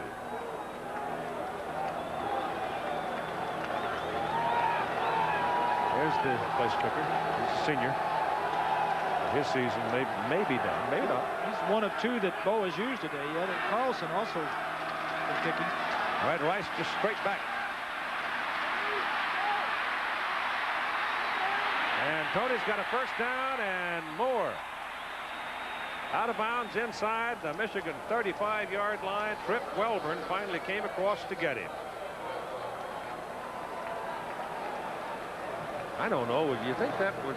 No. No? That was an honest pass, and that was all his own ability. He just took off running, and nobody could catch him. Well, Toronto wins in the American League East.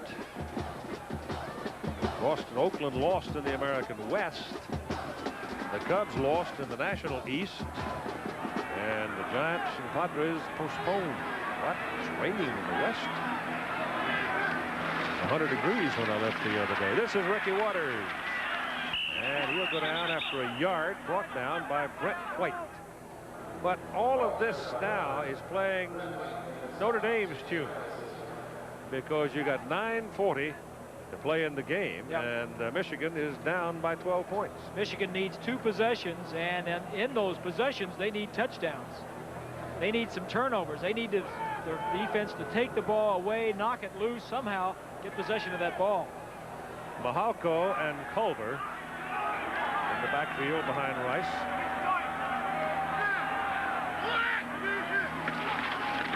That's Culver, and he has a yard or so.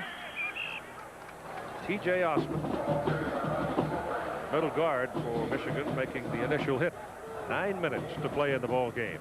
Michigan started off slowly last year. They lost to Michigan, they lost to Miami, and tied at Iowa. They started off 0-2-1. That's right. And well, for Notre Dame, I felt all along, Bob, going into this game, that this game was more important for Notre Dame than for Michigan, because Michigan's big ticket is the conference.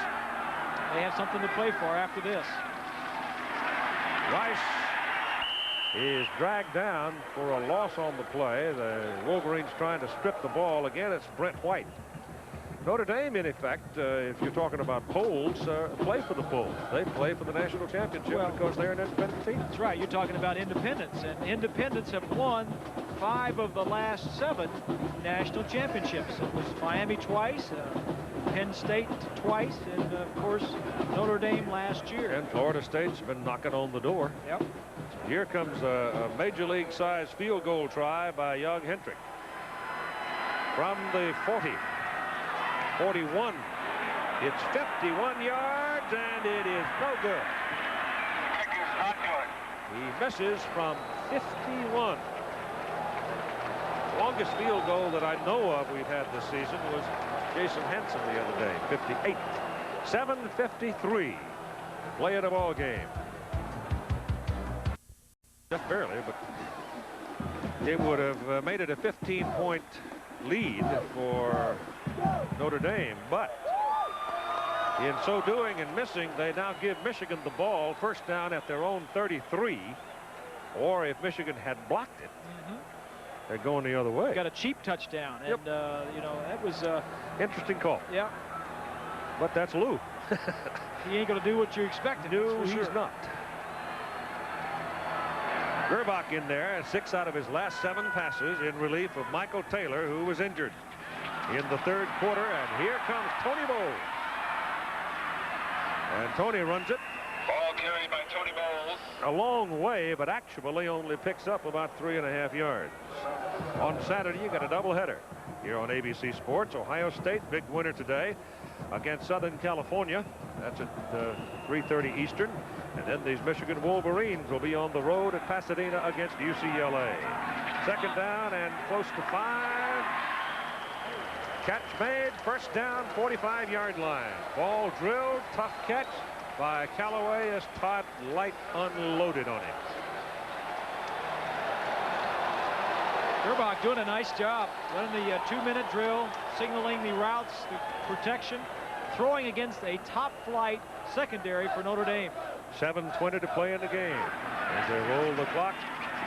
Gerbach at 6'5", again drills the ball. He's a yard short of his first down to Callaway, but Chris is out of bounds, and that kills your clock at 7:12. The short passes are all right with 7 minutes and 12 seconds to go. Notre Dame is in a deep zone. The short stuff is there. You've got time to take the short stuff to go down and score. Swagawa, the man who made the stop.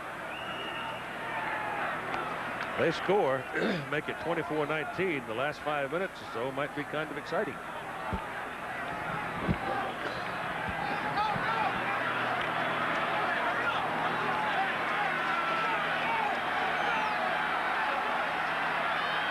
Confidence growing for the redshirt freshman. Back to throw it again. Down the middle, that should get a flag because Ned Bolcar was all over Derek Walker. I mean, Ned had saddled it. He didn't have a blanket, he just saddled it.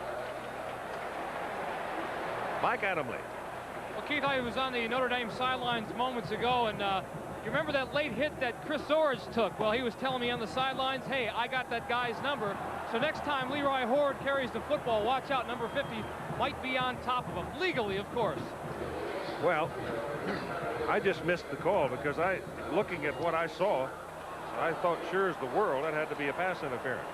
But Tom Quinn, the referee, comes over and says it's an ineligible man downfield. We have an eligible receiver. The end was covered. 5-yard penalty, previous spot. No loss of down. It's still second down. 2. So look at Zorich. Played an outstanding game today. Nobody has run that well. Michigan has not run that well. Went to the same high school as Dick Butkus and Keena Turner. A couple of pretty good defensive players. It's second down and 6 as Gerbach drops. Gets his pass off down the middle. It's good to Callaway.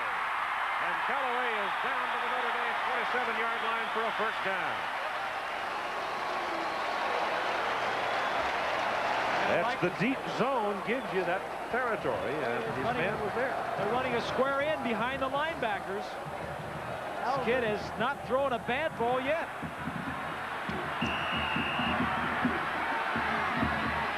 From the 27, back he goes again. Still pretty good pressure. Sets up the screen. Horde's got it. And a terrific play by Bolcar. Net fought his way through the block. Wrapped him pretty good. Nice call, good defense by Bolcar. Poor execution. The linemen were out there. They just didn't get away from the receiver and get out and get their blocks. Second down, 6. Gerbach underneath again to Jared Punch. Big fullback has got to put his head down and punch it, and he did to about the 20-yard line. 6:20 to play in the game. Now, when you say big fullback, you mean it. 240 pounds and a good receiver.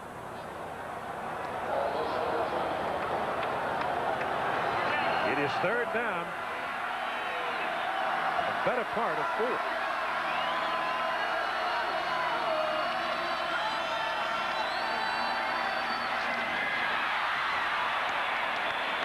Short of the first down. Bunch caught it on the bounce, but in so doing lost his momentum and fell down. And now Going to have a play, y'all. you got to go. You got to go for it. You don't want to use your timeouts. You got to get the play in. So they spent the timeout on 4th down.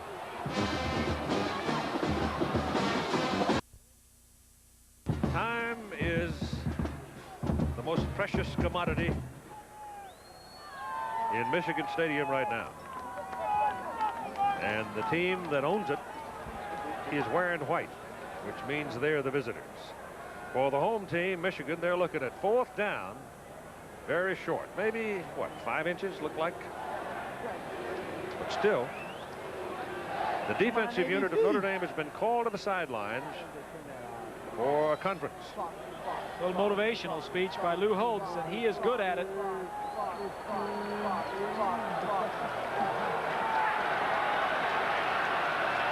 Mark Alvarez, the defensive coordinator, did most of that talking.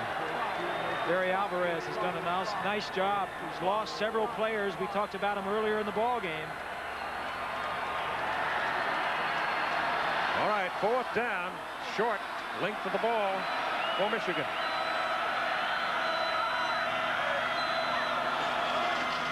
Bunch has it. He'll have the first down at the Irish 16-yard line. They'll stop the clock while they move the chains and unpile the crowd.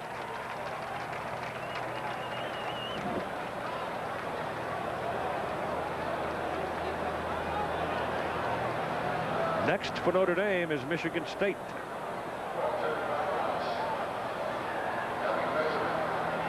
At home.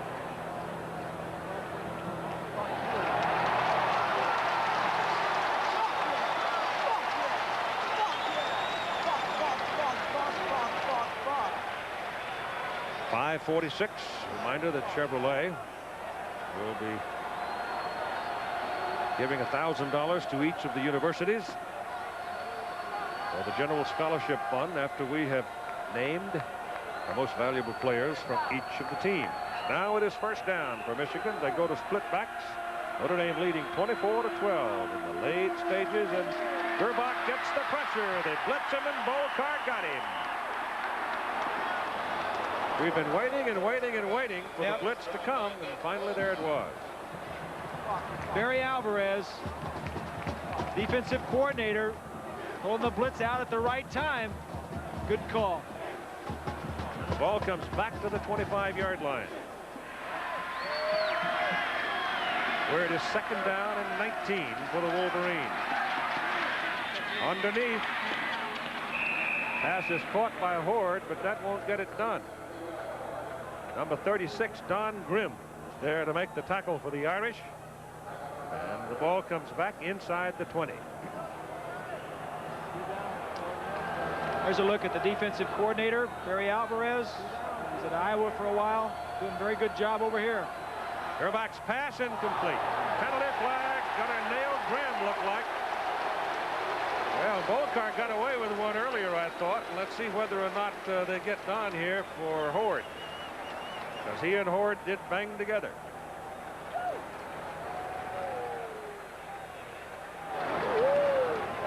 As a receiver, he's going to come out and hook in this area. The linebacker is just going to get there a little bit too quickly.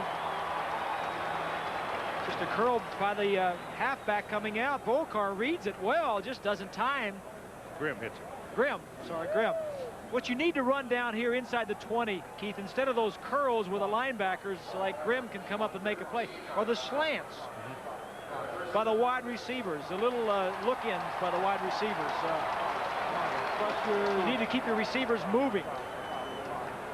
The clock is settled right now at 4:44. The ball is at the Irish 13.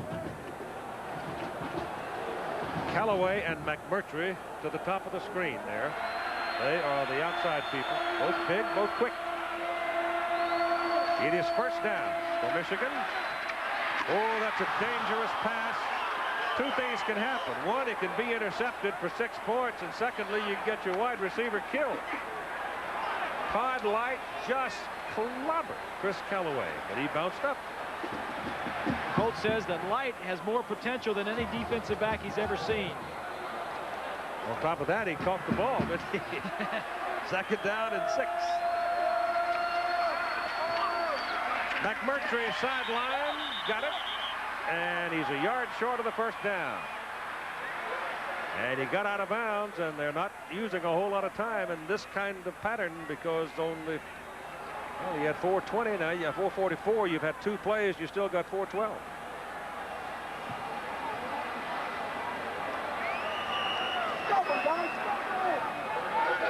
It's 3rd and about a yard, and the ball is just inside the Notre Dame 4. 24-12, Irish lead. The difference in this ball game, 2 kick returns. Now they're going to call a timeout. Barry Alvarez wants it. But the 2 kick returns by Raghib Ismail of 89 and 92 yards. The story of this game. It's 3rd down, half a yard, maybe not even that much for Michigan. The ball is inside the Notre Dame 4-yard line. Oh, was hollering about something. What? I'm not sure. 4 minutes and 12 seconds to go in the game. And the Irish leading by 12. Get a 1st down. It stops the clock to move the change, so they might go for that. Run it. Try to get back up in a hurry. Only got 1 out. Going to throw it. Touchdown, McMurtry.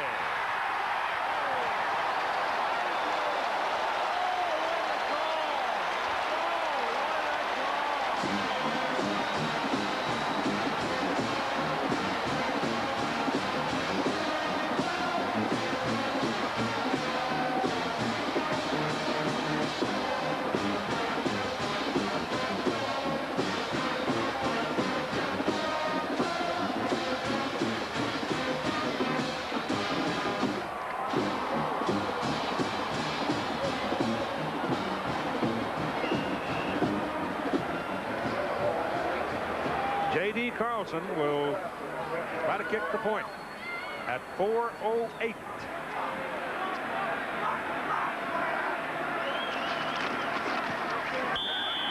Good.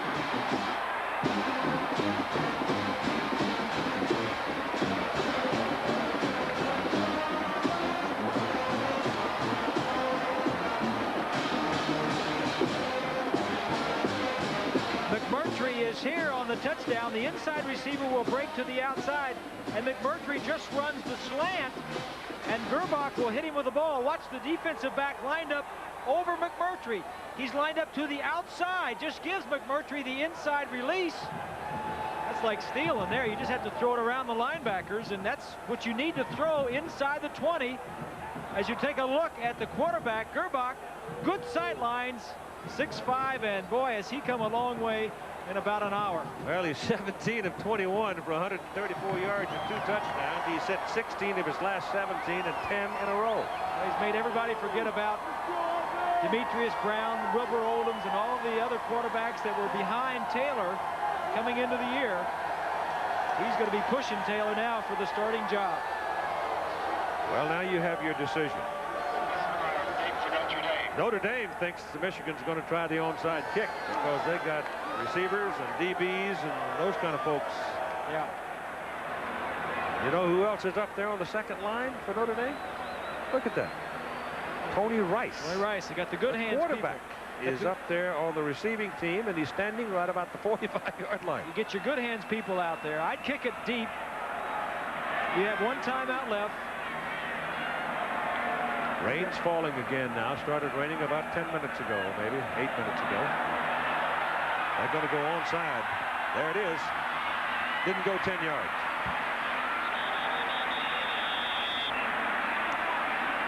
Well, the special teams have just undermined the effort of the Michigan football team today. Now, that was a very, very poor execution of an onside kick. And even if there had been nobody around, it wasn't going to go 10 yards. Well, the special teams, as we take another look, has really killed Michigan today. This kick, I mean, they work on this about 3 times a week, and when they do, you're supposed to kick it 10 yards and go down and try to recover. Now you give Notre Dame the ball. I think you should kick it deep. You've got one timeout left. You got 4 minutes and 8 seconds to play. Tony Rice sets him up with Waters and Johnson behind him and keeps it. And he runs into Trip Welburn at about the 35. And Tony winds up with close to 6 yards on the carry as he muscles his way down to the 33. Miami's got that one in hand. California is liable to beat some folks this year that they're not. Some of you might not think they're going to beat. They're not a bad team. Got a fine quarterback in Troy Taylor. Ball is at the 33. Rice and Notre Dame just want to hold on to the football. I'd be surprised if you see him pitching it. I understand it's raining again now on the field. Make sure the hand off. Yeah. Anthony Johnson in the stack. And the clock now running. Michigan has one timeout to play with. 24-19 your score. And 3:10 to play in the game. You ought to use that timeout.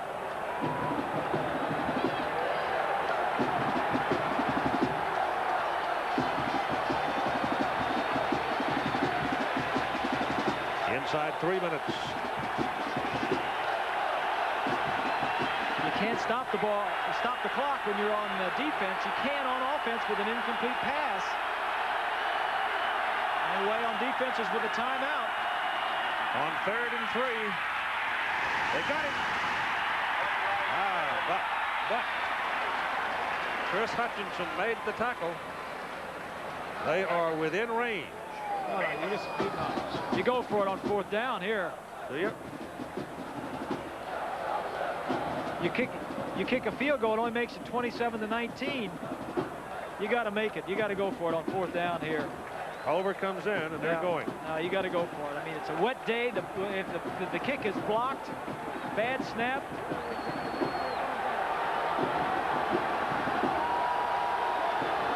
This something down the line is your big moment right here. Timeout. 1:58 to play in the 58. Notre Dame owns the football. 4th down and 1 yard. The ball is just short of the 29-yard line on the Michigan side of the field. 24-19. #1, Notre Dame, defending national champion, against #2, Michigan, according to the AP poll. Johnson and Culver in the backfield, along with Eilers. They hand it inside, and it looks like a good mark for Notre Dame.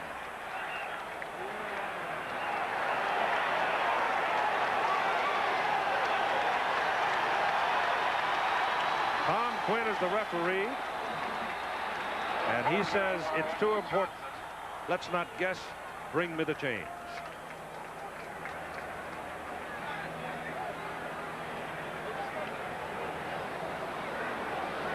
His time, 1:54 to play in the ballgame.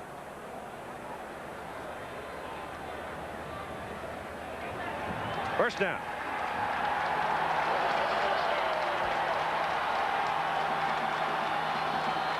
Miami now putting a lock on that game with California with another score. Indiana winning today after losing last week. Minnesota coming out with a win. Wisconsin getting a win. Washington handling Purdue out in Seattle. BYU bouncing back. And Rutgers beating Jack Bicknell's Golden Eagles. The football is near the 27 of Michigan. Now it looks pretty tough for the Wolverines. The Irish, Tony Rice keeps it. Options down the line. They throw him down around the 25-yard line. That's where his progress was stopped. Veda Murray and Eric Anderson.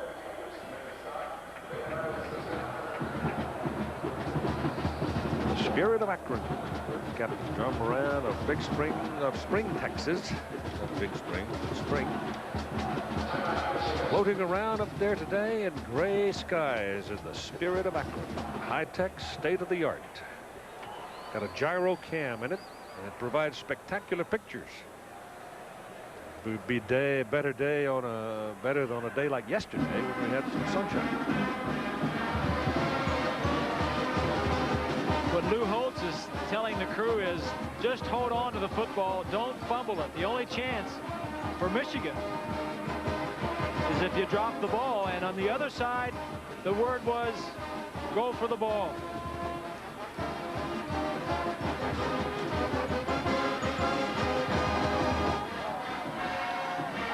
Both teams now have spent their times out. Michigan there in order to kill the clock rather than stand helplessly by and watch the time tick away. And special teams, the kicking game. Everybody used to go, oh, Coach, what do you want to talk about the kicking game for? Well, you saw a classic example today of how much it can mean as Raghib Ismail goes 89 to start the second half. He goes 92 early in the fourth quarter. And that took a whole lot of air out of the balloon. But for the future of the University of Michigan, a 6'5" redshirt freshman named Elvis Gerbach showed up and rang up some startling numbers in the second half. Tony Rice keeping the ball, protecting it, wrapping both arms around it. And the clock now is running. Nobody can stop it unless somebody is penalized. The only person who can stop it is the man in the white hat, Tom Quinn. Go back to what we talked about at the opening about Tony Rice. What a winner this young man is. He's been on 2 state championship teams back in Woodruff, South Carolina. Lost 2 games that in his 4-year career, high school career, and those 2 losses were in the state finals. The other 2 years he won the championship game. He won a national championship at Notre Dame last year. Somehow, some way, he gets it done. Clock continues to tick along. 86 times they've had over 100,000 in Michigan Stadium consecutively. And the Fighting Irish of Notre Dame are about to hang something here on Bo Schembech with it's never been done before. That's beat him 3 consecutive years. Bo may have lost the game, but he may have found his quarterback for the future. Elvis Gerbach. This game is over. Notre Dame 24, Michigan 19. The Chevrolet most valuable player of the game for each team for the 19th consecutive year. For Notre Dame, Raghib Ismail with those two startling kickoff returns for touchdowns. Elvis Gerbach for Michigan, who was 17 of 21, 134 yards, and 2 touchdowns to bring us to the exciting close. So there you have your final score. Chevrolet giving $1,000 to each of the school's general scholarship fund. The Irish win it. They've won 14 in a row. This week on ABC's Monday Night Football, 2 of the NFL's top quarterbacks square off. John Elway and the Denver Broncos against Jim Kelly and the Buffalo Bills, live at 9 Eastern. Next Saturday, ABC's college football features 2 Big Ten, Pac-10 matchups, day-night doubleheader, 3:30 Eastern.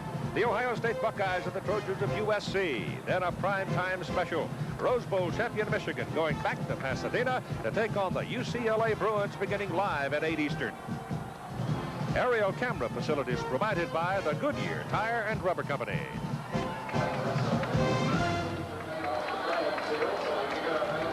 ABC's College Football has been brought to you by Honda, who invite you to test drive the all-new Accord at your Honda dealership starting October 5th. By Anheuser-Busch, we brew our fine quality beers to be enjoyed responsibly.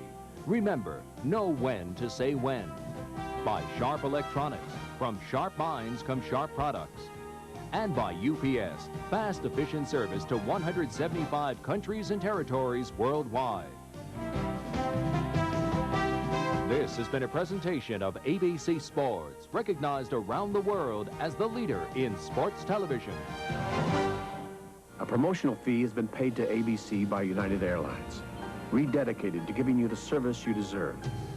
Come fly the friendly skies. September Unsung American, Dale Long, a big